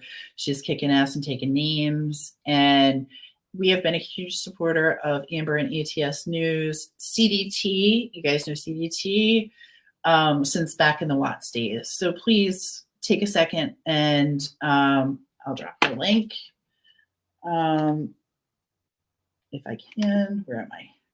ATS, go over and subscribe to Amber and to CDT on their channels too. She had consulted with an attorney about a divorce. That is rumor. That is Facebook fodder. That is not. And the reason I say that, let me tell you that, is because Alec's an attorney. His entire family's attorneys. He's friends with attorneys. His life revolves around attorneys. He's in group chats with attorneys. He hangs out with attorneys. He reads the damn law. Not very well, more the legal side of it, if you will. Mm-hmm. But do you think that Maggie could have spoken to a divorce lawyer? Oh, sorry. See, I just told you our mods run the show. I just got yelled at. Why? This is what do you do? Nay said you are not a modder. I see. Oh, I'm about to get in trouble too then. Uh-oh, you go down, I go down. This is where my girls run the show here, and this is why we love them. Likewise, ladies, CDT and I for sure respect you guys and love you. Oh, you have an amazing channel, and you've done incredible things way before we did, so we admire you. What was I saying? I forgot. Oh, we're talking about him being an attorney. The divorce lawyer. Yeah. Yes. Do you think she could have gotten away, realistically, do you think she could have gotten away with speaking to a divorce attorney without Alec finding out? I don't think so. I don't know. Amber said, I think had some truth to it, especially after the pills were found, maybe feeling he was hiding things. See, I do. But her text with Blanca tells me she still cared about him very much.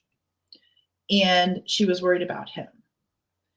And like I said, I think she was, with the boys being older and off doing their own thing, I think she would have been happy to stay at the beach house and have him stay at Moselle and maybe do Thanksgiving together. If you catch my drift. Oh my gosh. Wait, hold on. Nadine, should I not drop CDT's link? I didn't even think about that. Do we not want people, ATS, someone tell me, do we want to keep her?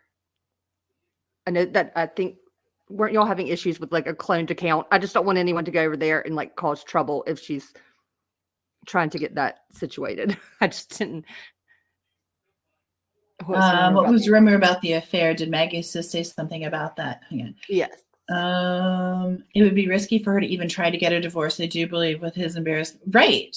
I do too. I think a lot of this had to do with, I think it was her worrying about the boat crash and the money that it was going to cost them for the boat crash. I think that's where the issue lies for me personally. Now, you don't have to agree with me. I just think that's Facebook. Oh, okay. Well, so we can drop her link. Okay. Okay. I just was like, oh gosh, I don't want to. Okay. Yeah, we want to make sure to drop it if we can. So we'll let our mods who are in charge of us do that. Yeah. See, I don't say that E word because I screwed up. Edisto, right? Please tell me I said that right. Please tell me I said that right. Edisto. Yeah. Edisto. I was told I was calling it Esto. That was wrong. Edisto. Yeah. Okay. CDT's channel. Go check her out too, please. She's. I don't know if she was necessarily. I mean, I wouldn't. Heck, she would have every right to at least talk to anyone does, I guess, if you're in that position. Absolutely. But I don't think. I think she picked up, like, that goes back to the 2015 ATS, what you were asked about a previous, an alleged or potential previous affair from, I think it was 2015 is what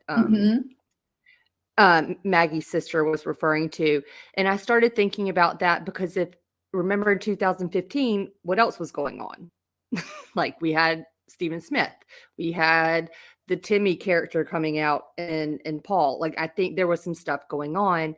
And I think as a wife I think she picked up like something's not right. Like, she probably had that sixth sense going off, and probably for a little while now, not because of necessarily he's having an affair, because of his behavior.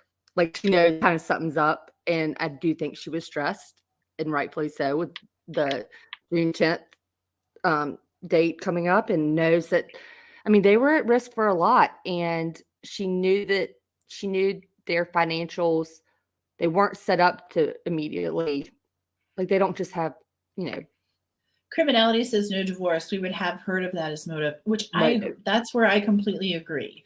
I think she would have it talk to them, but not divorce them.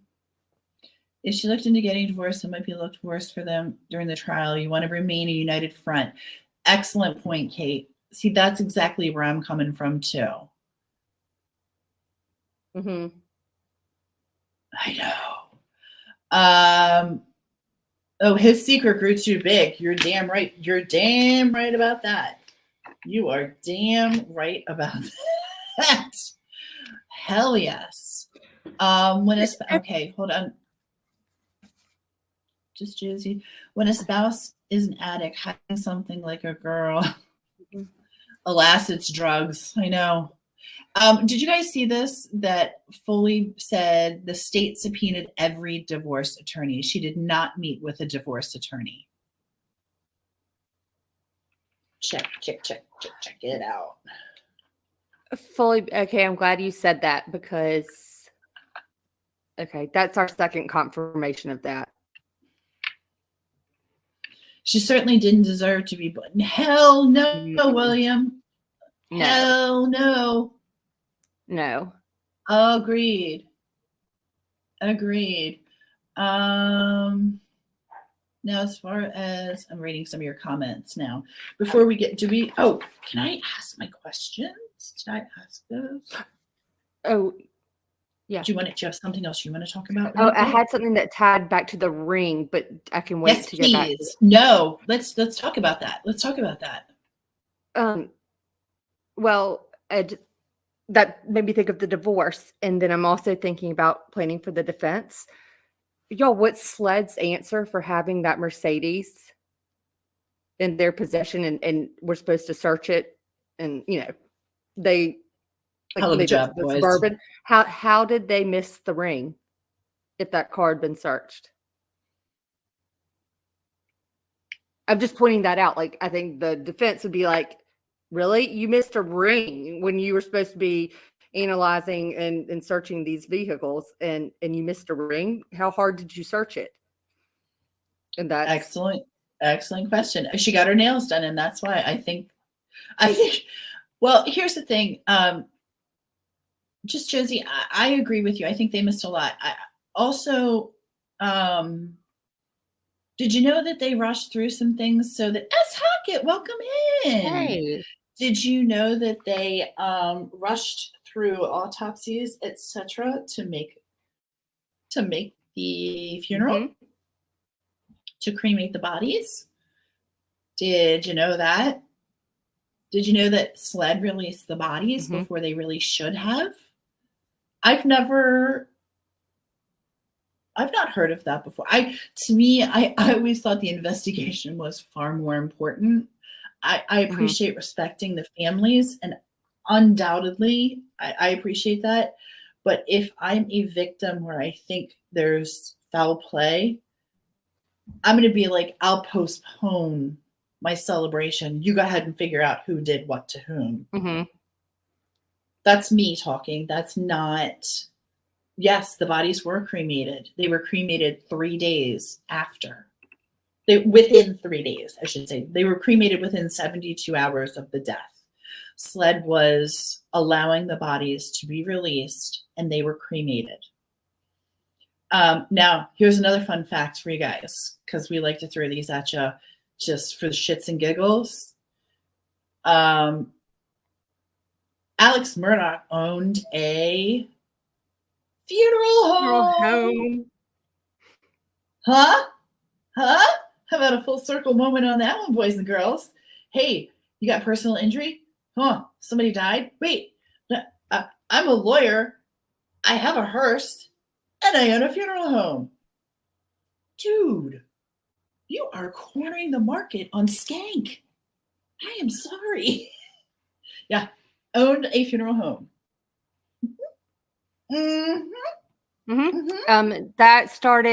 That went down. I'll tell you the date. By the way, they bought it. It's in Georgia. I mean, yes, it's in Georgia. It was, he financed this deal pretty well. Let's put it that way. Like he took it over because the people couldn't afford it anymore. So he took it over, right? They bought it for like dirt ass cheap. And then he bought a hearse. Yep. You're a what? I beg your pardon. I'll put the article in chat, and y'all go. I believe Fitz News did a really good one about it. Kind of explains it. Seriously, read it, because the way Tia just worded that is exactly how the article title was. It was like, okay, allegedly he does this, and then he bought a hearse. And I'm not. Because every personal injury lawyer who worked for a company named Pimped, the one thing you're missing is a hearse. I was wondering where his ambulance was, right? Also, can I ask a question? Do you think that I'm genuinely asking this. Do you think he had a scanner on his phone? Do you think he was one of those guys? I do. I think he and Randy had scanners on their phone. I think they were ambulance chasers. What do you guys think? I think it's like Bad Boys 2 meets Eastern North and South Carolina. Way to go. Like, I literally think of the movie Bad Boys 2. Coffins are a great place to hide guns. You know what else? Funeral homes come with cremation. Yeah, crematoriums is right. What's up? I personally, I'm like, is that where the clothes went? I don't know. I haven't researched that. Don't hold me to that. But I just am I'm thinking aloud with you guys here, and I want to hear your thoughts. Oh my goodness. What? Just some random person coughing in Georgia funeral home. What? What's wrong? Holy cow. I'm sending you this because you got to share it. I thought I was finding the first article I read. I just found another one. Someone local. What was the thing where people were going into the funeral homes and shortening the bodies by removing the legs? Oh my God, I've got to send this. You're gonna have to share this. You're gonna have to. Oh golly, you're gonna have to go into a little more depth in that.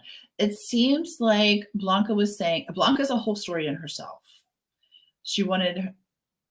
Blanca is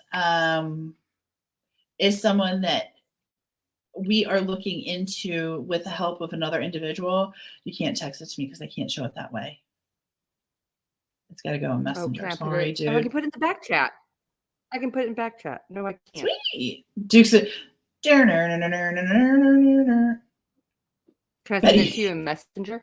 Yeah, totally. I just can't open it if I open it in text. Here. People will see everything. They see all my deep, dark secrets. No, they'll be like, why does LFT message her so much? I'll be like, don't ask questions. Don't pull at that thread. This one, oh, well. You got to look at the article that's within this article. I'm looking. Yes, Folly Beach, that's the one. Yes. It's coming up. It's taking just a second. I'm so sorry.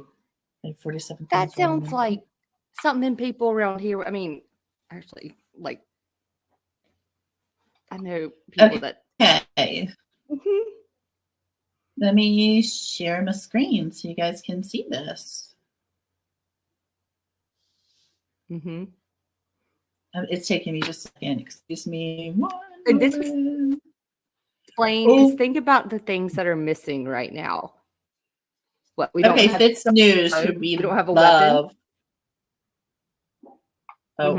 Oh, I only have 3 posts remaining before I need to subscribe. Funeral home director. No, you've got my log. Tied to Alex Murdaugh's. Sorry, I didn't log you in. I'm sorry. Funeral home director tied to Alex Murdaugh's also linked to bizarre leg sawing case.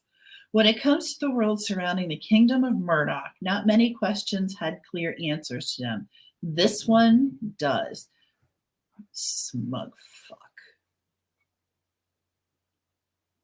The Hampton County man who was loaned money by Alex Murdoch in January 2020 to purchase a Georgia funeral home is linked to a disturbing case that came to light in 2009. Am I sharing my screen, by the way? Okay, good. I just want to make sure. Sorry. After years of rumors and speculation of how undertakers were able to fit a 6'7" man into a casket smaller than that.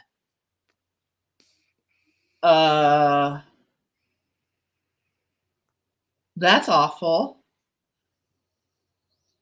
How did a very tall man fit into a standard sized casket? Someone did something to his legs. It's just disgusting. I'm so sorry, sir. Oh, and put them in the what? Yeah, cute. What? They put them in there. Okay. Unbeknownst to his family. Okay, so wait, hold on. How do they know? That's my question. Last week, Fitz News, we love them, was first to report that John H. Martin, director of Martin's Funeral Home read that for me, Estill. I can't. We Okay. zoom. Oh, I don't have my glasses on. Hold on. Estel. Wait. Okay, just checking out. I don't want to insult anybody. You know how I am about I that. don't. Had not responded to a subpoena seeking information related to Murdoch's payment of $110,231.15 to purchase a funeral home, a hearse, a limo, and other property on Martin's behalf in Brunswick, Georgia. This is the After dangerous. After our report, Martin reached out to us and co-receiver John T. Lay's team, which has been working for nearly 6 months to investigate Murdoch's trial House of Horrors, and offered what he said was proof that he and his wife returned the money to Murdoch soon after the transaction. The money that Murdoch used to purchase the funeral home had come from his personal checking account, according to court records. Okay, let's just talk about that for a second. His personal checking account, which consisted of all his clients' money. Mm-hmm. Martin told Fitz News that in an email that Murdoch never actually owned the funeral home, and that the paper trail discovered by this receivership team merely documented a simple act of an attorney doing his client a favor. Well, isn't he just a giver? Isn't he just the best? Martin did not explain why he didn't respond to subpoena nor a certified letter that warned of court action, and the request records when preceded by the test. This news was unable to independently verify the PDFs provided by Martin to prove that Murdaugh has paid, that Murdaugh has been paid back. Where's the leg story? Wait, keep going. Keep going. I'm telling you, I did not. I'm glad I'm not reading this one all the way by myself. Fitz News was unable. That's what I said, right? Fitz News was unable to independently verify that the PDFs were. Oh, sorry, I read that already. Martin's PDF included a copy of a January 27, 2022 certified letter from the receivers that the accompanied subpoena, a copy of the subpoena, which is asked for any and all documents in your possession regarding transaction reference, including but not limited to any correspondence, text messages, or email, a copy of proof of service showing that the subpoena had been delivered to him, as well as a "to whom it may concern" letter on a plain sheet of paper signed by John Martin, dated April 28th, 2022. This is awesome. Look what he says about Alec Murdaugh was my personal attorney for many years. I was out of town and I had a deadline to meet, so I asked Attorney Murdaugh to stand this money at my bank, which was Palmetto State Bank. What's the irony? My wife and I are retired educators who both own 401k accounts that can be traced back to the former employees. On January 21st, 2022, we both withdrew $79,000 from our 401k to pay back the bank and complete our business deal with Brunswick. The enclosed documents will show the money was returned to the bank as promised. Oh, Martin Funeral Home and Cremation Services. Also included in the PDF were pieces of information that largely seemed to support what Martin's letter claimed. Okay, so here's the Okay.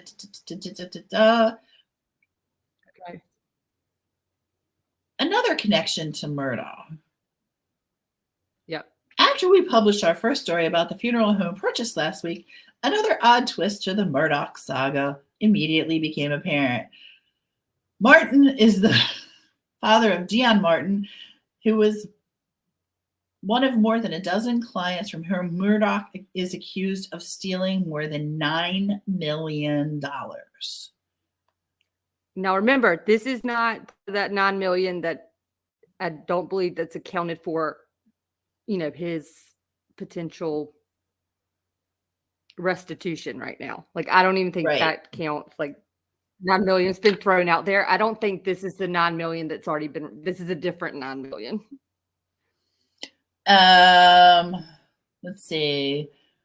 The totals were almost 600,000 from the multiple transactions. Stood for the family. Alleged victims paid back the money to him. Alleged thief, whatever. Okay. Tall man cut into short coffin. Trigger fucking warning. What? Mm-hmm.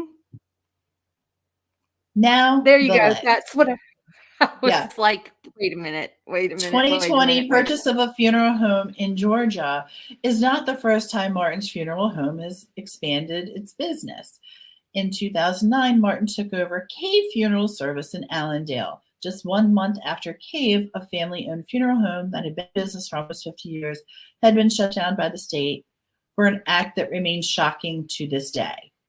James Hines was a 60-year-old preacher from Allendale and a one-time funk musician who died of skin cancer in 2004. Oh, God rest his soul.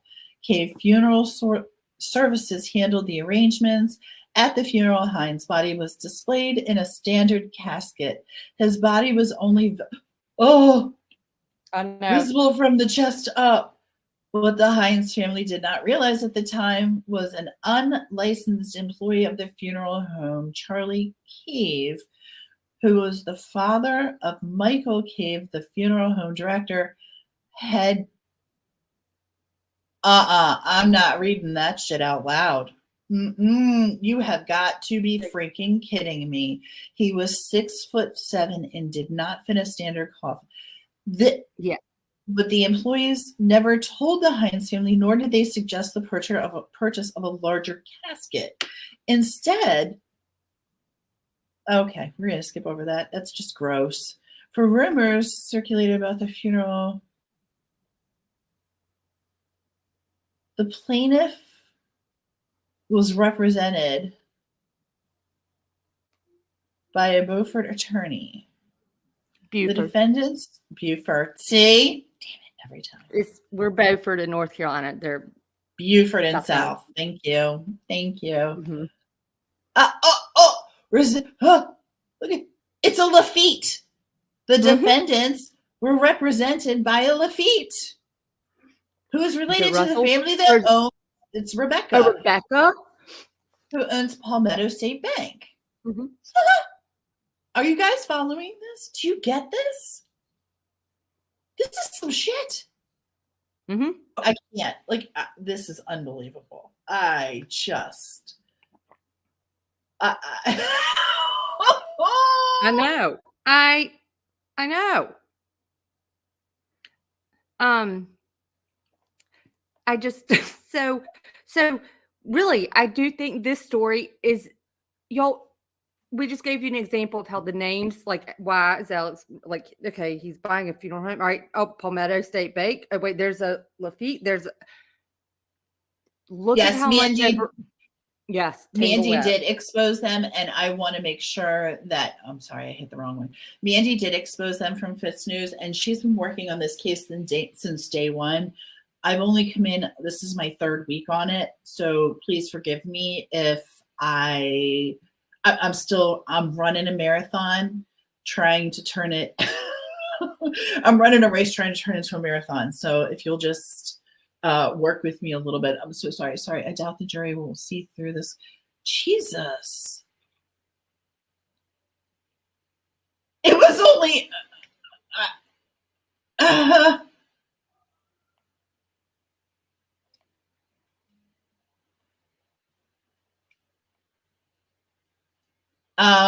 You do that. I just got a text. Oh.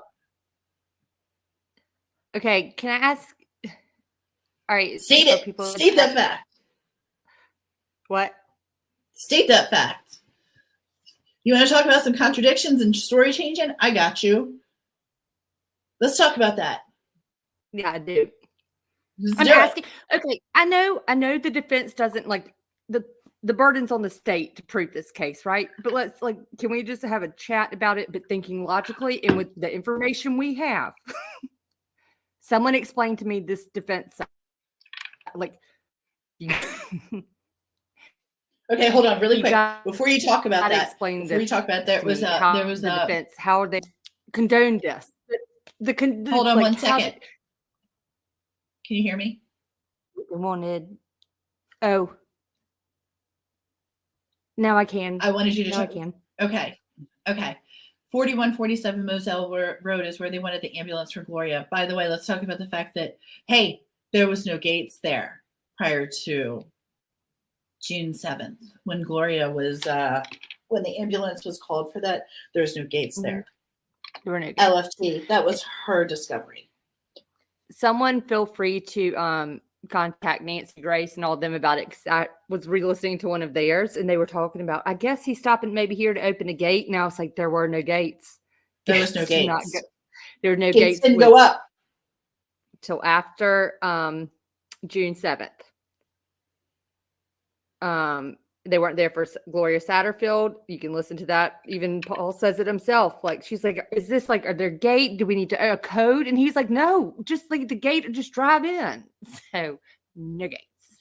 No gates. So when you brought that up, I'm sorry, but I want to talk to you guys about, do you guys have you noticed any conflicting stories with Mr. Murdoch? I'm like, what? Tell me, like, explain to me how. I need to know how what I'm seeing or what I'm kind of thinking. Why am I wrong? Show me how I'm wrong. The brick pillars with no gates. The gates went in after the 7th. I'll tell you when they went in. They went in the 7th to the 25th of June. So sometime between the 8th of June and the 25th, the gates went up. That's when they went up. Yep, Carrie. Yes. I just need someone to explain to me how I'm looking at Putin Griffin and I'm on board. I'm listening. You got to make me understand why my brain can't see that y'all. How is everything that Alec has said since this happened and the changing stories? Like, we're holding his hand because it's an addiction issue and his story's going to change. Like, he flat out lies all the time. He's behind the 8 ball, and that's the thing that blows my mind. Is his entire life has been behind the 8 ball. He's been playing catch up to the mustard the entire time. Dad being the mustard. He's trying to play that catch up game, and his catch up game is not that strong. So it's awful. It's awful. But anyway, what do you have? Tell me what you have as far as contradictions, because we're working on our contradiction timesheet. We don't have a timesheet. Spreadsheet timeline. We do have a contradiction spreadsheet that we're working on so that we can produce it, show it to you, and show you what in our Facebook group. Go ahead, LFT. I'm so sorry. All right. The biggest one that I want an answer for, and that sticks out to me right off the top of my head right now, is, oh shoot, I just had a tie actually. I changed clothes. What? Okay. And okay, you'll take the next one, the other one, but the car thing. I need someone to explain to me how he's able to tell. He has no idea how they got there. Apparently, like normally, you know what, he'll take the buggy. Paul apparently always drives over, whether it's the buggy or, gator or truck. So he's not sure how they got there. But in the interview, I believe it may have even been in the same interview. I've got to double check, but they asked him about riding around during the Snapchat video. So they're asking about the vehicles that are there. And he told one time, he says that they were riding around together. The next time he specifies and adds, we had the black truck and the white truck. So that puts he and Paul riding around looking at the sunflowers in 2 separate trucks. But Paul, for, quote unquote, his truck on the property was there. It's the last that Alex saw. Mm-hmm. But yet he's never worried. He never even asked about that, about the whole, where was the white car when they got to the scene? And then he's like, I have no idea. Me answering this is what he did. And this is dumb and insufficient. I can't even answer it. So, but it's okay when he says it, because I think I'm doing exactly how he would do this. And I'm crossing my arms and everything. and because we have the white car, and oh, I don't know. There's video of me. I don't even remember that. I mean, you should be able to tell my phone. I was on my phone. Wait, sir, but your phone didn't have activity for when you just said you were playing on your phone. You were supposed to, well, A, to be taking a nap, and 2, your phone doesn't have any activity on it. Your address. This is how I feel. Everything I said was right then totally on purpose and just gibberish. Because I want to know he drove them over in his truck. That. So then does Alec take the truck back over? Does he take the truck then back over and switch it out for the Suburban? Stop it. Folly. You're joking. I never thought of that. I'm going to be honest. Please tell me he did not disrobe, and that's dirty. But that makes sense with the hose. I'm not going to lie. Wait a minute. Is that why some people have said, or wait, no, that was that reading that we were listening to, because it was something like someone had a vision. Again, I know this isn't like fact, but a reading on it. And the woman who didn't know very much, my impression was like, did she say something like Paul was like, Dad, like, no, Dad, don't, or something? Or like, she was like, there's like a weird look on Paul's face. Like he sees his dad. And I was like, what about if he is looking at him extra weird if he doesn't have clothes on? Hold on. Got back in his car and put. You'll forgive me if my mouth is hanging open. I had not thought of that. And I love, that's a freaking theory that's going to send me right back down. Now, the 2 white trucks, here's where I get tangled up in my underwear on that, Folly. I heard 2 white trucks too, but I did hear him say black truck, and the black truck was Buster's old one, which stays on the property. So I know there's an F-150 and an F-250. One was Paul's F-2, no, excuse me, the F-150 was Paul's, which John Marvin had. He had that truck, which broke down on the side of the road. Remember that. On the way to the crime scene that night. Right. So where was John Marvin? Nay, I did the same thing. I was like, oh. Yeah. Polly, I thought Paul's truck had gone into the shop like earlier that day or something, or the day before, and since John Marvin was had the parents' car, that he switched with Paul, right, for a while. Yeah. Because they hadn't fixed it when he took it to the shop. Support with Steffa, right?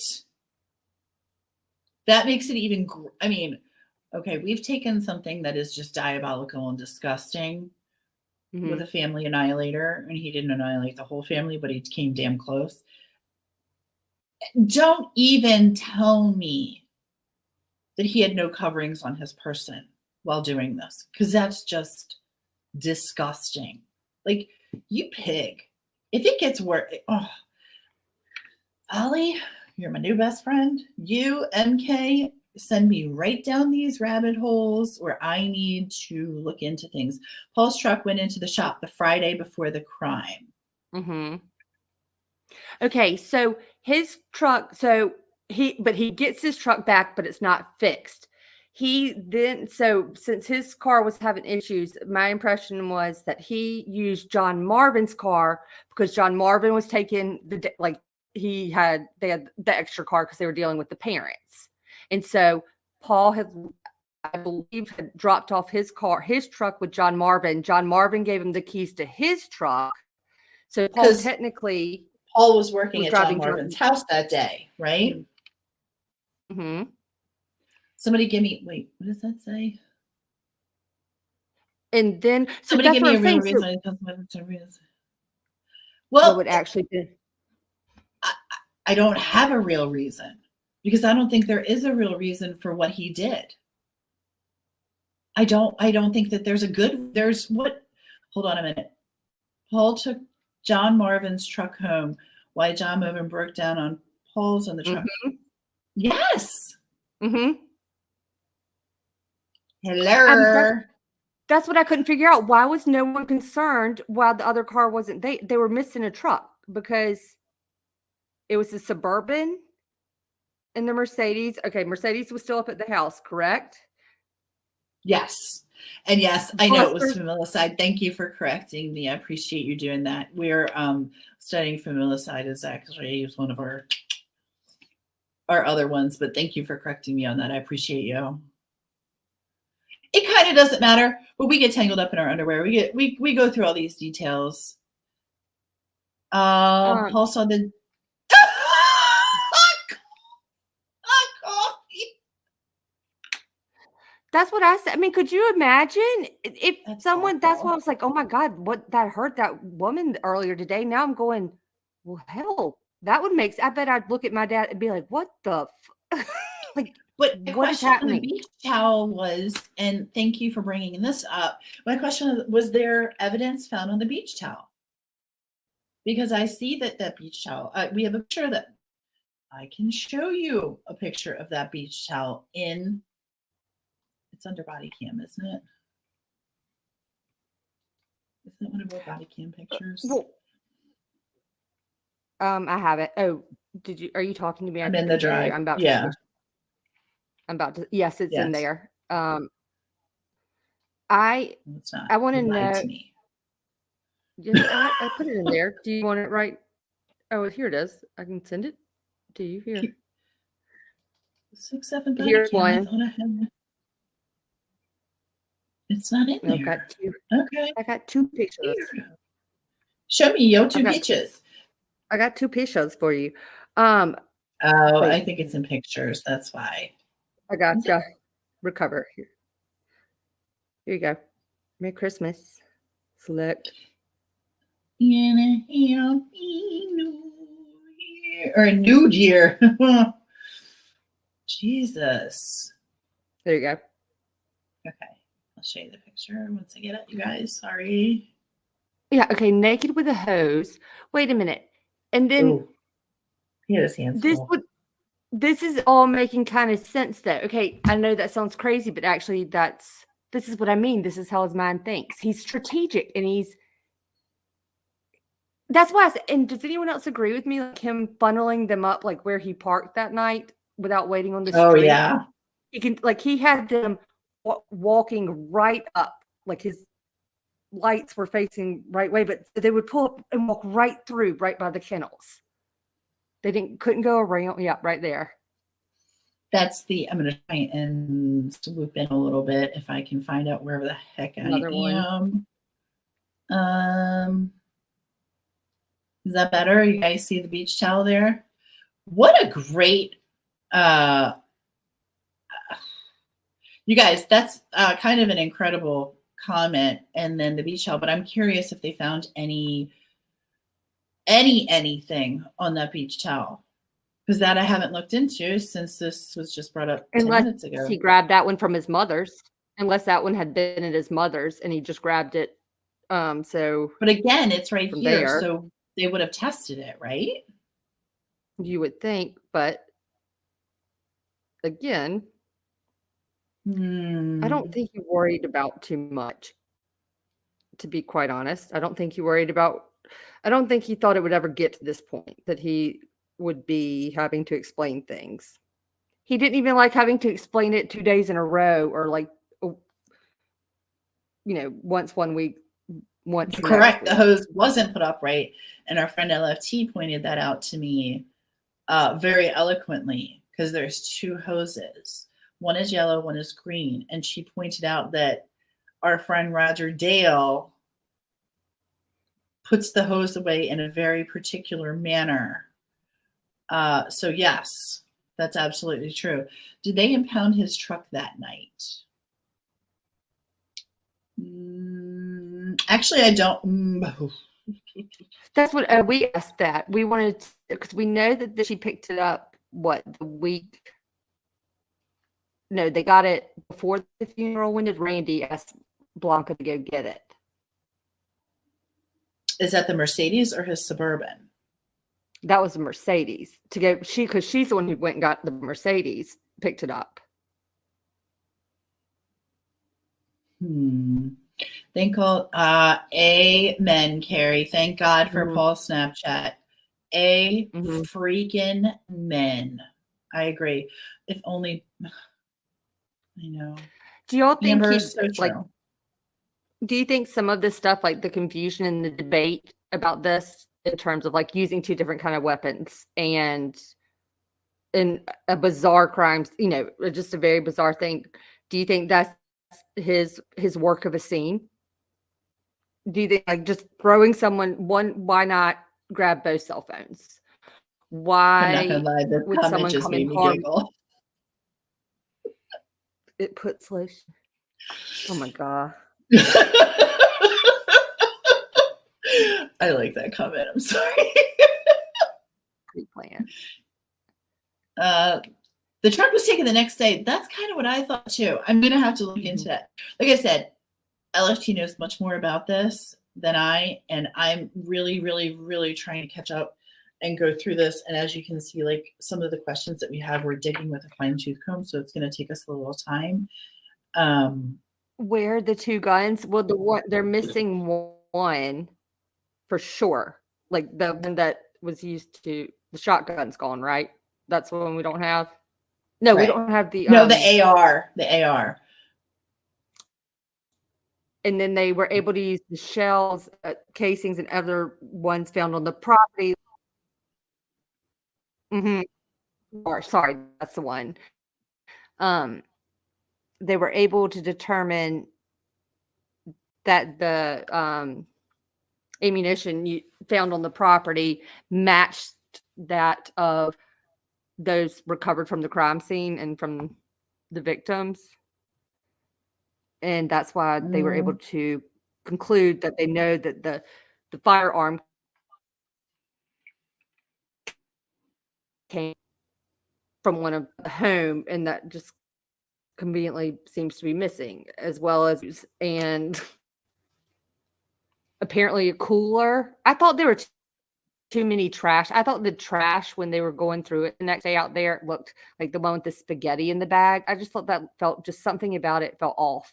Like, why is all of a sudden all this like trash from the house out here and then put into another trash bag, and then it was like the ammunition boxes just thrown on top and stuff. It just, and the Gucci receipt.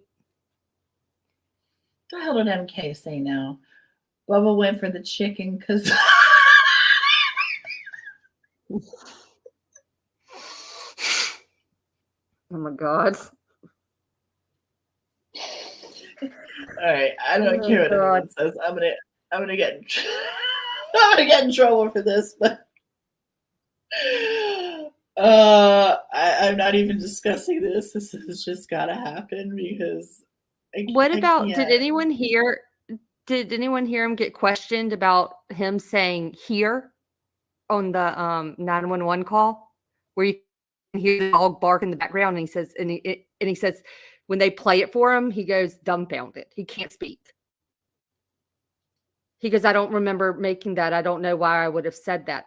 And everyone was like, so you don't know what you were referring to in the 911 call?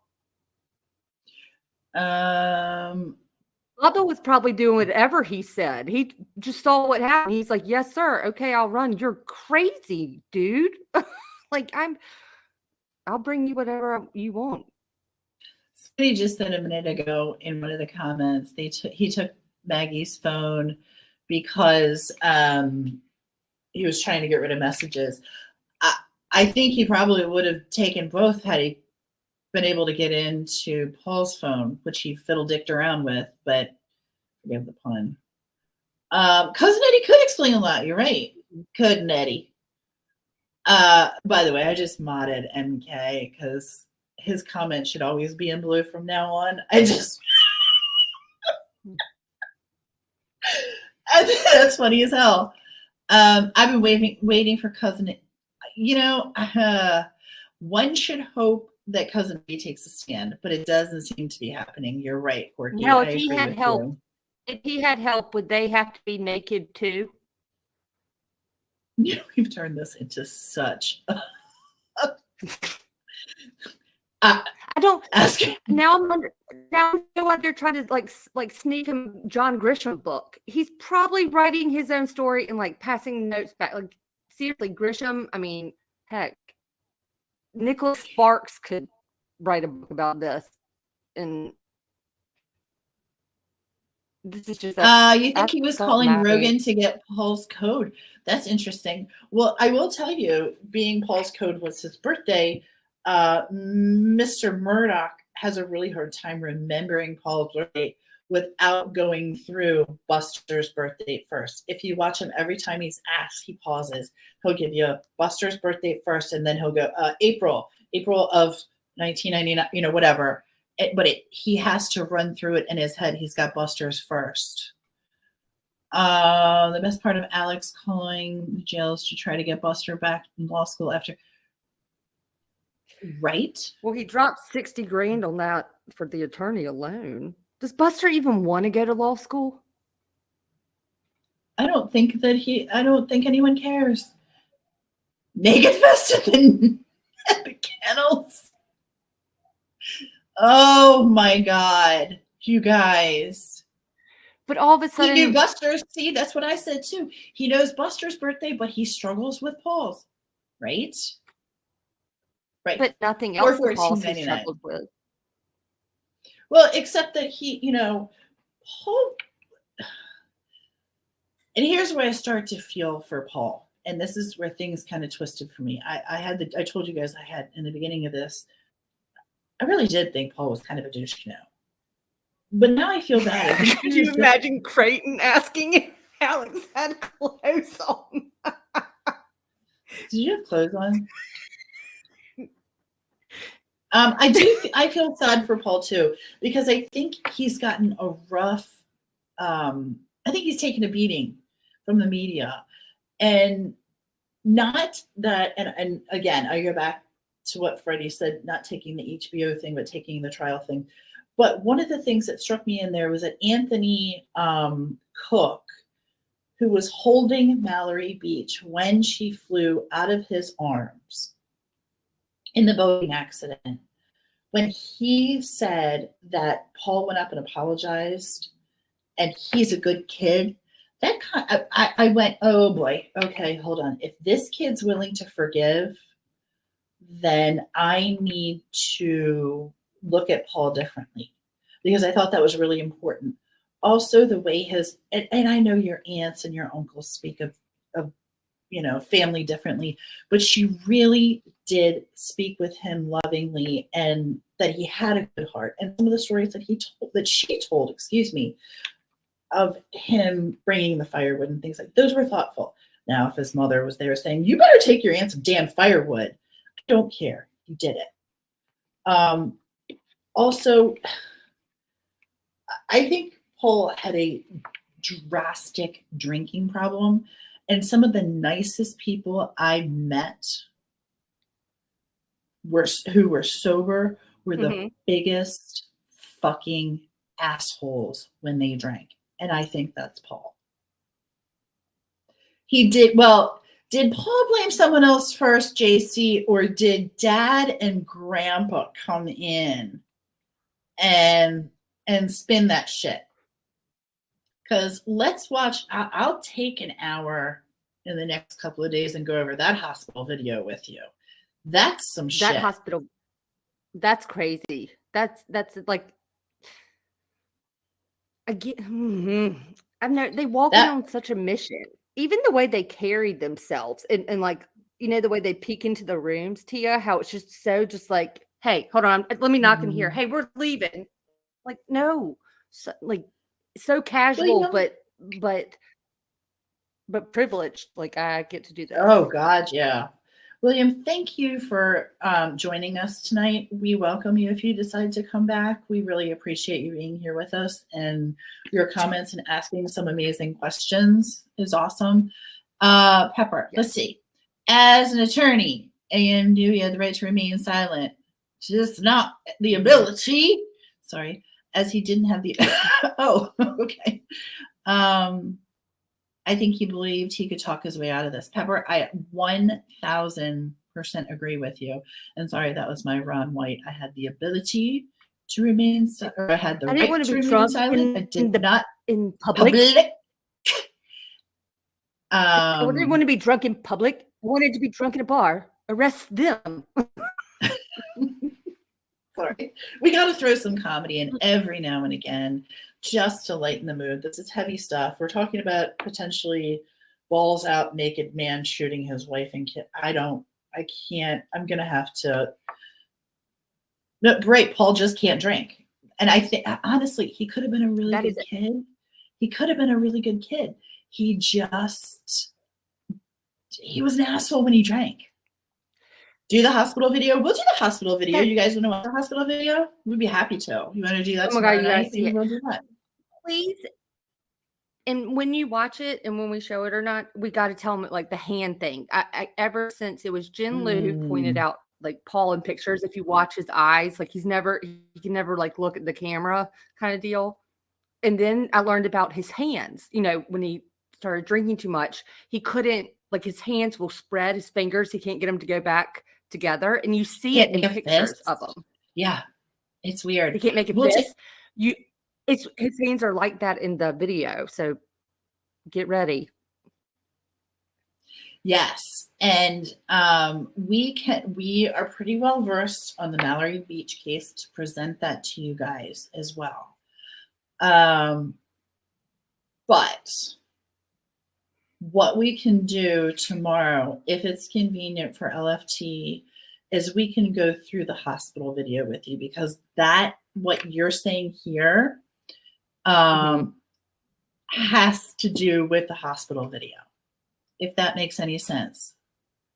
Yeah, actually, yeah, that would be a great way. And we could talk a little bit about like Mallory Beach and that night, and kind of make sure, because I think there's so many people that, I mean, family. No, there's a hospital video.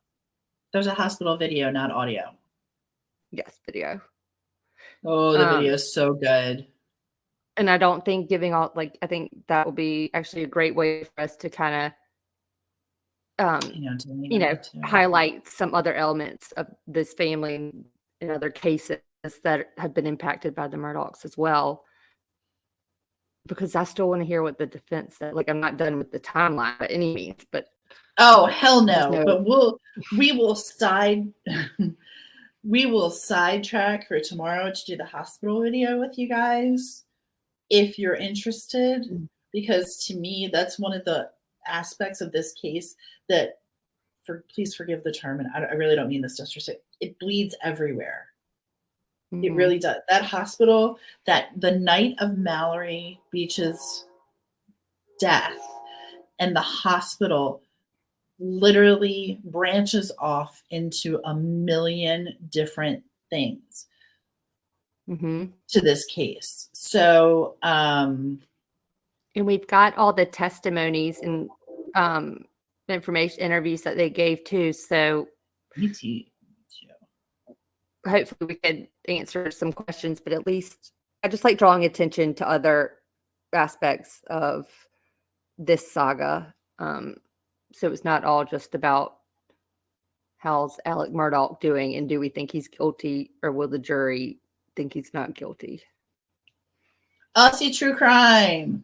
Hi, my lovest. Welcome in. You guys go check her out too. She's Hi. What time? Wait. What time tomorrow? Yeah. Ooh, we got to check with. We'll probably go earlier tomorrow rather than later, because Ms. Jen Liu at the Word Case Studies does her 9 p.m. trial. So we will probably go probably a bit earlier. Please, if you subscribe, please check out our community tab. And as soon as we get off here, I will talk to LFT and see what times work. And we will post it on there and set it up so you guys know what time it'll be. But we can go through that thing with a fine-tooth comb and talk about that, because that is, like I said, that thing just bleeds into a number of things for us. One thing that freaked me out was him asking if Paul or Maggie saw the other one. I know. That was interesting, and so was him saying they're dead, right? You confirmed, and the way he used the term "scene," that I brought a gun with me to the scene, to the I don't know. I don't like, he went into attorney mode almost. Officer, just FYI, I went back and brought a gun back to, I think he refers to it as the scene. He doesn't call I don't know. It's something about I think all those behavioral analysts noticed it. It was like he's already so automatic and very auto-generated with terminology. That's a really specific term to use. It may not have been seen, but it was something about. And are they still alive? And can you confirm? Yeah. You know what else? Also, I love but I checked. I already checked. I turned him over. His phone popped out of his pocket. You already knew the answer, Mr. Sir. Officially? Yeah. Thank you. Officially. As opposed to the unofficial. They're officially dead. They're officially dead, right? Isn't that what he said? They're officially dead, right? Let me call my insurance carrier. Hold on, please. That's what I was just actually looking up real fast, because didn't he say, yeah, I wanted to see if he ended up calling Maggie's parents, because he says that out loud on the Karen, I love this. Why not leave the property if he's so scared? Right. So instead he goes up, grabs a gun, and goes stand in the middle of a flipping field with a shotgun. Okay. Now, first of all, not going to be my go-to. It's not going to be my go-to. But whatevs. And I'm also not going to stand in the middle of the field. I'm going to be the girl with the handheld in a closet waiting for the police to get there, because I'm terrified. I don't know. There's so many things. Did you check for a pulse? Yeah. Without getting blood. So many. You guys are bringing up all the points that we've talked about. Wait, who's this? Fast talker. Hold on. I missed you. And then he didn't have any blood on him. I mean, on his shirt or anything, right? But they found traces on the steering wheel, correct? That's correct. Okay. And he always carried a gun with him. He always had a handgun with him. Yes, he does. Thank you. You guys are so good. You guys are so good. Good question, Gregory. Hey, Gregory, I agree. Worth. If you hired someone to commit crimes, why even be on the property in the first place, right? None of this. Why would they use your items? Why would they use why would they use your weapons? Okay, I ask again before we shut this down. If you aren't guilty, why behave like you are? Why delete your phone activity?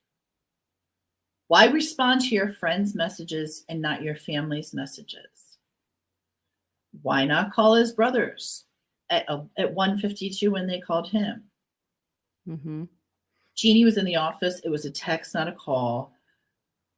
Did they actually call the office phone? And at 4:06:11, he responds to the group friends text, not the family. Mm-hmm. And he was, and the response to the friends was about a paralegal, and it was you old dog, wink wink, which we can show you that stuff, another time. He thought he was above getting, amen, he sure did. You're damn straight he did. And look where he's sitting. He's in court.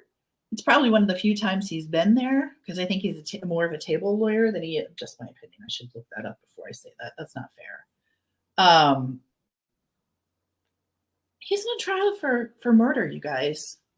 For murder. This is not the financial trial.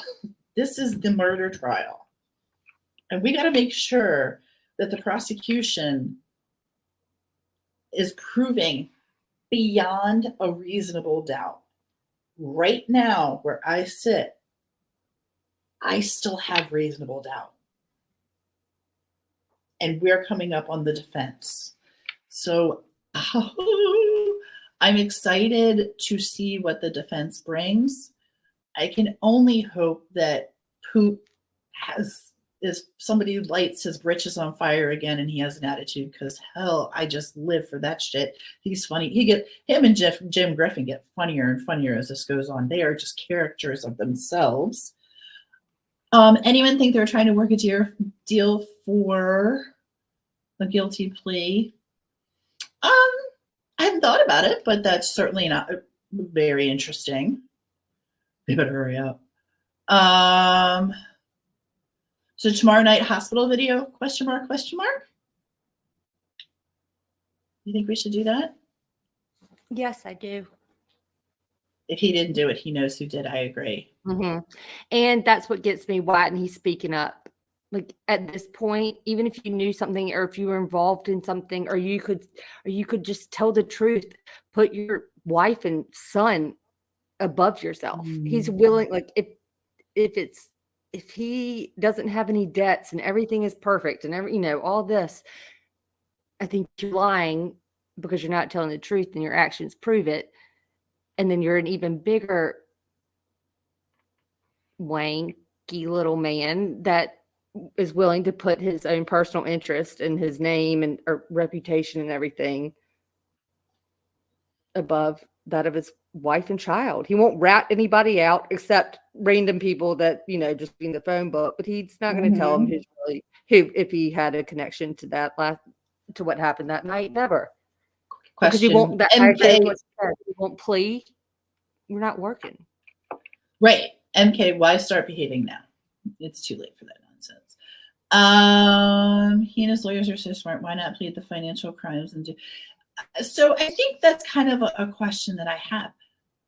And we'll go through this tomorrow, because I know we've been on here forever. We've kept you guys, and we're so honored that you spent time with us, truly, from the bottom of my heart.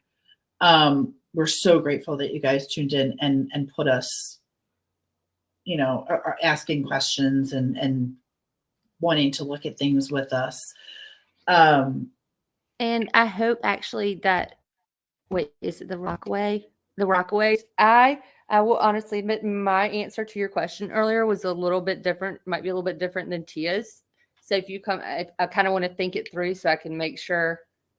You said, like, what proves, like, what does he have to gain from this? And it makes so much sense to me at the moment in my head, but I want to write it out, and please ask that again tomorrow, because I would love to answer that. Or give mine. I'm sorry. I think, yeah. And I think that it's interesting that we are on a trial for murder here. And I know I keep saying that, but you guys, this is a trial for murder. This is not the financial trial. This is so important to me that people understand that this is not the financial trial. And it does matter to me personally, what he goes to jail for. If he did this crime, I want him, if he did this crime, and I will say if, sorry, I must be choking. If he did this crime, then he should go to jail for the rest of his life for that crime. I don't give a shit about your financial crime because I don't want you going to the jail with, the posh finance people. I want you yelling Baba every single night. That's what. Well, yeah, that's because he got busted in Florida, and they were bringing him. I mean, he came back. Then he got the September 4th. I mean, God, he's been. We all know that he's been in jail before the trial started, but I don't think people realize how many lawsuits or potential crimes that they are getting ready to address with him. That's very good. That's valid. My concern is because the jury knows Ham will spend many years in prison for financial crimes. I have the same fear, Mr. Worth. I have the same fear. Better jail for financial crimes. Agreed. That's what I don't want. If he did this crime, I want him to pay for that. I really, really want him to pay. You guys, if you wouldn't mind, please hit the thumbs up. Thank you for being here tonight with us and going through this. And tomorrow night, we're going to go through that hospital video where we're going to call it unofficially. We'll call it the boating accident hospital video. You guys get the gist. I don't like to use Miss Mallory Beach's name for clickbait because I just don't. I don't. So you'll know if you've watched us what that is, or if you know about the Murdoch trial, you'll know what the hospital video is. But it really has to do with the night of the boating accident, which Mallory Beach was killed on. So we will do that tomorrow night. Everyone, please like and subscribe to us if you're new and you like us and you want to come hang out with us. Leave a comment. Join our Facebook. Oh, thank you. What did I miss? I don't know, because then when I said thank you, it just went away. It was someone I thought made a nice comment saying that it was their first time here and that they were coming back. We've had a couple, and I really appreciate that.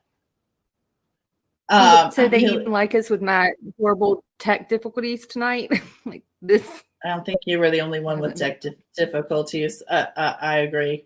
I think I have them every time.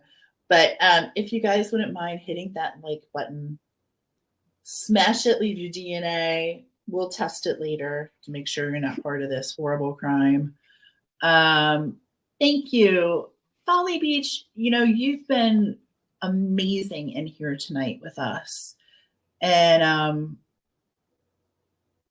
you don't waste a bunch of time making jokes or talking to your cat. I hope not. We really take our stuff seriously. And we really appreciate your input. That's really what's most important to us. If you'd like to donate, we appreciate it. We try to give back to different communities.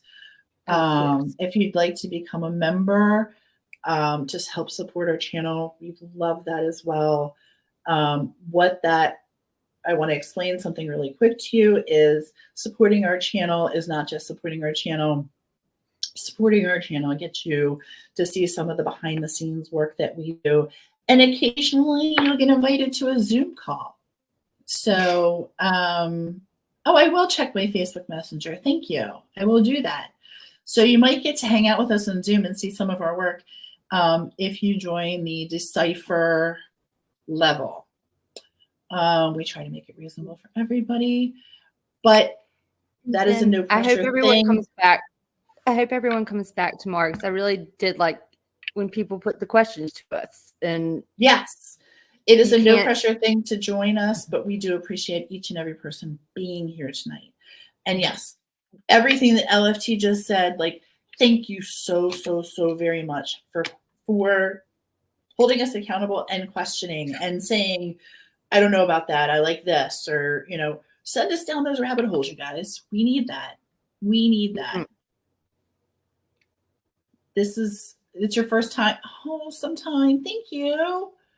Thank you for coming back. We appreciate that. Like I said, we want to talk to you guys. We want to hear what you have to say. I'm open-minded. I wonder what you defense has to say. We're going to be watching tomorrow, and then we're going to be talking about that. Tomorrow they're not going. They don't go to court tomorrow. That's right. Oh, we can go live anytime. We can go live anytime we want tomorrow. There's no trial. Yeah, we don't. Yeah, there's no trial tomorrow. We're back to 9:30. What, Tuesday morning? Yes. Yes, but I think there's a lot. I'm actually I want to hear the defense side. I'm not so. I mean, I know what I think based on what we just additional research we've done about his business ethics, but I'm not convinced that the state's proven their case by any means. I know. So I like debating it. Thank you guys so much. You guys have been really kind to it tomorrow. Hell yeah, we're doing it tomorrow. We're hospital videoing it tomorrow. I want to see Grandpa walk around with his hands in his pockets and rule the roost. And then watch him, and then his grandson's hand doesn't even close. So it's spread out. Weirdos. Do you want a list of the witnesses? We have them. Thank you for asking. I appreciate you volunteering that. Also, if anybody needs any. Oh my gosh. Okay, I'm so trying not to laugh at that. That's not. No, I'm not laughing at the question. I was just like, wow, that was well played. I didn't even think about it like that. Oh my. That's dry humor. Where's the witness list for the defense? We'll put it in our Facebook group if you like. Right. Or if you've messaged me, I'll message you back. I don't care. We're not above showing our work, so you can ask. And we really, really appreciate you guys being here tonight. And thanks for putting up with us, because I know there's a little bit of a delay between LFT and myself. So we keep talking over each other. And I'm really sorry, because it's annoying when you're listening. And I apologize if I talked over her or she talked over me. It's internet issues, and I apologize. Oh, I do. See, wait. It's me. I'll be better tomorrow. I'm so sorry. I probably am echoing literally what Tia just said. Yes. We have all of that fun stuff. Anywho, thank you so much for everything, you guys. Thanks for tuning in and talking with us and being a part of our chat tonight. We are so honored for you guys to be here. I hope you guys have a great night. Stay safe. Please hit our like button. If you would also do us a favor and go to our friends and hit some of their like buttons on some of their videos.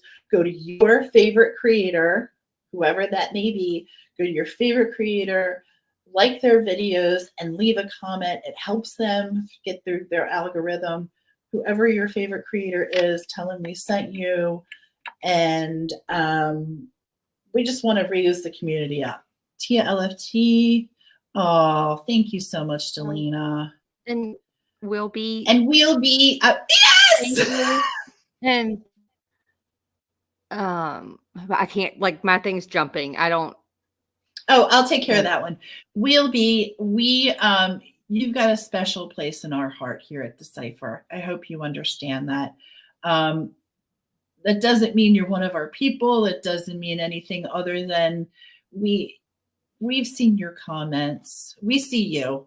And we appreciate you. And you've just been around for a little bit of time, but you've become one of us. And we've just come to adore you and your comments. So God bless you. God bless your family and your mom. I hope things are going well. Jen Lou does have an amazing channel. Go to Kate. Go to all the people that you love and support them with liking and commenting on their videos. If you have questions for us, criminality, please, yes, please, the Murdaugh Mafia criminality, Kate Does Crime, Jen Lou, us. I think we've all been made, and all you people. I see everyone in other chats and talking about it. I think we're officially. Amber, ATS News, all part of the Murdaugh Mafia. Yeah, please, go to those places and send them our love too. You guys are amazing. I hope you have a great rest of 5 minutes left of Sunday. If you're off tomorrow, take it easy. If you have to work tomorrow, be safe. And we will see you tomorrow night with the hospital video. Thank you all so much. Thank you. Have a great night.